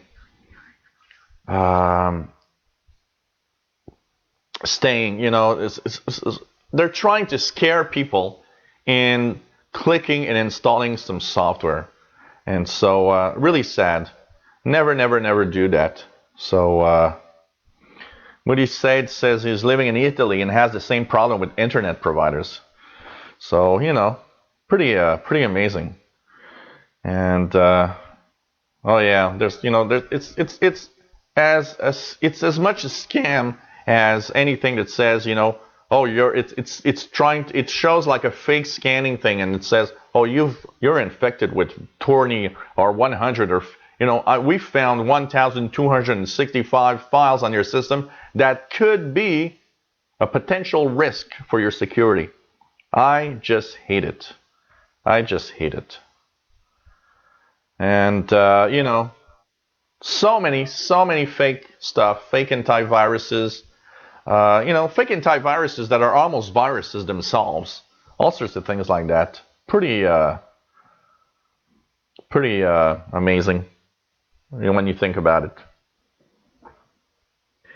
That's perfect. Miss Lady Catherine says, I see them too, but then I remember what you said. Never click. That's exactly why I'm here. That's why I do these videos. If I kept a lot of you safer because I told you not to do this or that, or to really, think before doing an action, I've done part of my job here, and I'm really happy about it. So, yeah, that's another one, like Mad Radio DX. You're scanning your computer, I already found 4 threatening malware. Click here to get rid of it, and they want you to download something. And you know what? Most of these are fake scans. They're not really scanning. They're pretending to scan. So it looks like they're scanning, but it's not scanning at all. It's just a pretend scan, basically. That's where Tim says he even sees these ads on reputable sites, and he says it finds it annoying. That's where Google AdSense ads are broken. I see some stuff on my own YouTube channel videos that pops up that sometimes I say, what the hell is that doing here? One is a banner that says, oh, fix your problems with your drivers and update your drivers all the time. Click here. And it brings you to kind of a shabby, website that wants you to install some kind of driver update tool. And that's sad because I look at that and I'm like, okay, Google AdWords needs to have better ads. It needs to work on its ads. I'm sorry, but some of the ads shouldn't be there. And most of these ads come from Google AdWords. It's simply AdWord links that they post on their websites because AdSense give them money. And there's some crappy stuff like that there. And of course, it's always, depending on what you search for on your PC that you get to this. Just amazing. And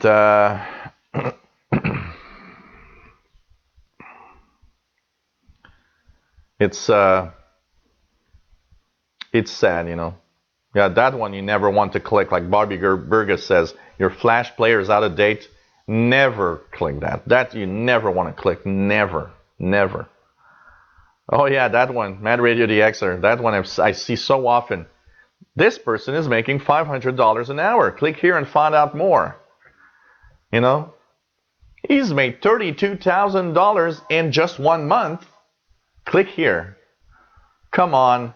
If it'd be that easy to make such money, don't you think everybody would know about it?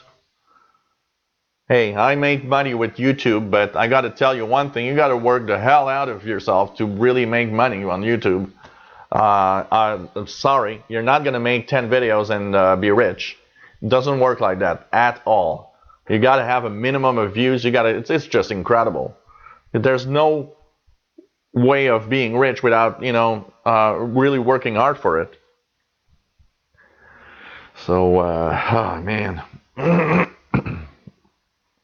Grapple Pearl says, as a U.S. history major and teacher, no, it isn't broken for what it was designed to do at its inception, which was to balance the weight between large and small states.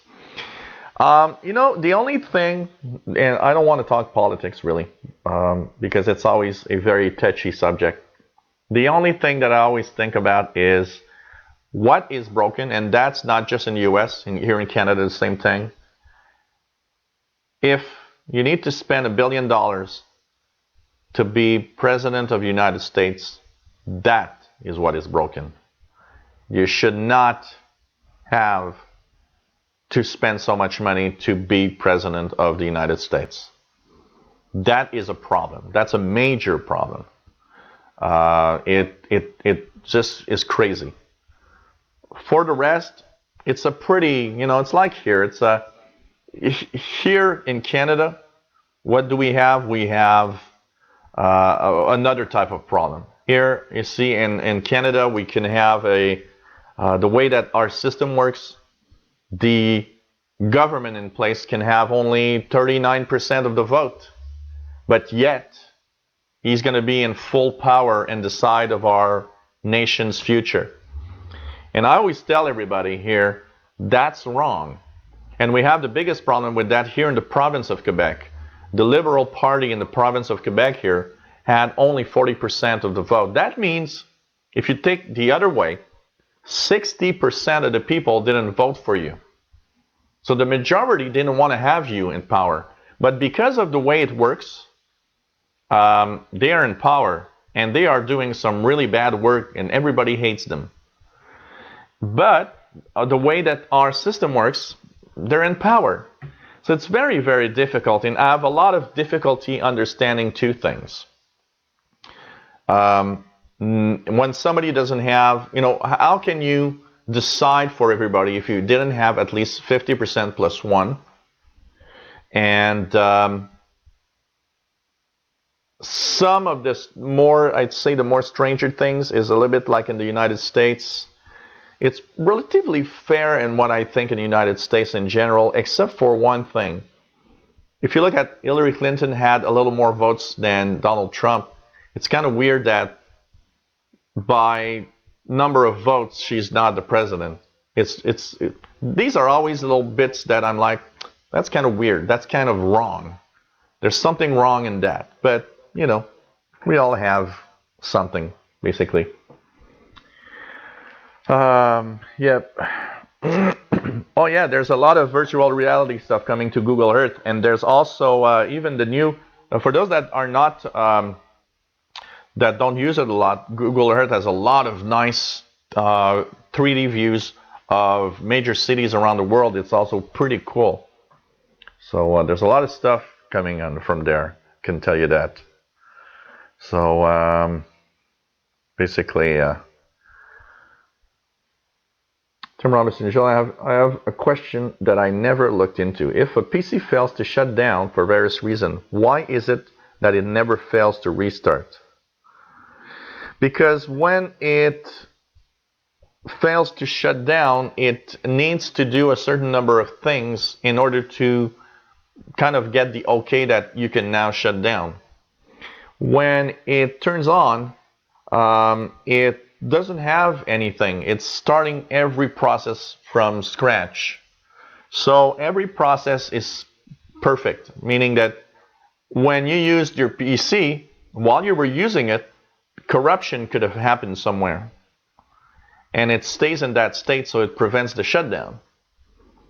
But when you're starting, everything's from scratch, from zero, so there's no corruption possible. Every file, every little process, every little thing is starting from a zero state, which is normally okay to work on the computer. That's mostly what's happening. But it does fail to start up. You can have BIOS corruption that your computer will fail to start. You can have some other corruption. It's just that it doesn't happen as often on the startup side that it happens on the shutdown side. So it could be even something like you're using your PC, you want to shut it down, and there was a little variation of the electricity voltage at your home, and it messed up one of the little chips on the board. Not enough to break it. It didn't break it, but it corrupted the way that it works. So now it's in a state that when you shut down, it doesn't want to shut down. It's kind of stuck there, basically, because it just doesn't understand what's happening because of its state. But when you start from zero, basically it happens more often that you'll have it at shutdown. Grateful Pearls, do I have to have my computer running all the time to have Cortana enabled on my lock screen? No, it should be enabled on your lock screen as you turn it on. It should be there on your lock screen as you turn it on. If you have Cortana enabled and working on your PC, normally when you turn on your PC, it should actually be on the lock screen ready to work already. So that's, if it's not, there may be something wrong at the startup level. Have you ever had the issue where your computer doesn't turn off but Windows turns off, but for some reason I get a RAM issue and a blue screen, then fixes itself by rebooting? Yeah, that could be a process that something got bad at the shutdown. Could be a memory corruption also, basically.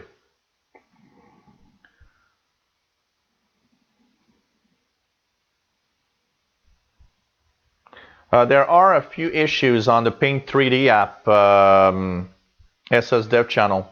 I know that there are some issues. I did see Donna Sarkar talk in a thread, and also if you go into the feedback hub, you'll see that there are many little issues in the on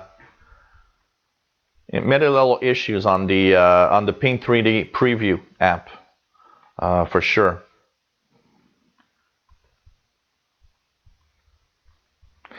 That is kind of weird that Tim Robinson, that you know the refusal of updating an NVIDIA driver shouldn't normally make it not shut down, but it could be because of the process of the updater that knows there's an update, changes the state of something, and it just freezes the shutdown.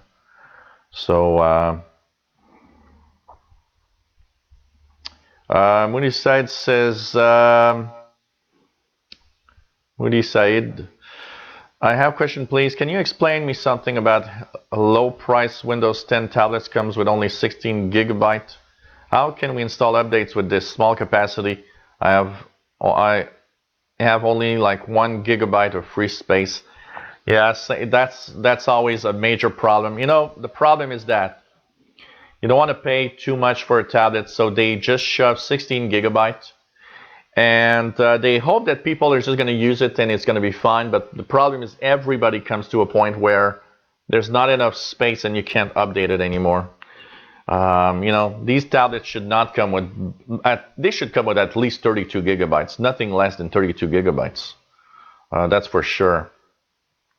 I'm going to check into it, Grapple Pearls, for your Cortana on your lock screen, and if I can find a fix or an answer to you, I'll send you that fix, or maybe even make a video about it. I'm going to check it out. I'm going to try it on my different PCs too. I've tried it only on my main computer and it works, but maybe if I try it on another PC, it might not.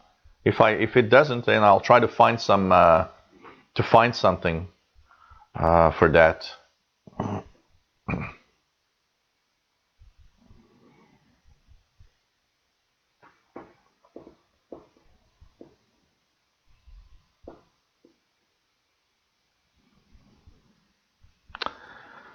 No, you should. I don't think you should have that. You need that for Cortana to work on your lock screen, Grapple Pearls. I'm gonna check it out. There needs to be something. There surely is something wrong, but I'll have to check it out. So hey everyone, it was nice to have everybody on board as usual. 2 hours and 20 minutes today. Hope you enjoyed the show. I'm gonna go and get a little something to eat and maybe grab a beer. So thanks everybody for being here. Really enjoyed the show. I really enjoy having this live chat with you guys, and it's always fun to have everybody here.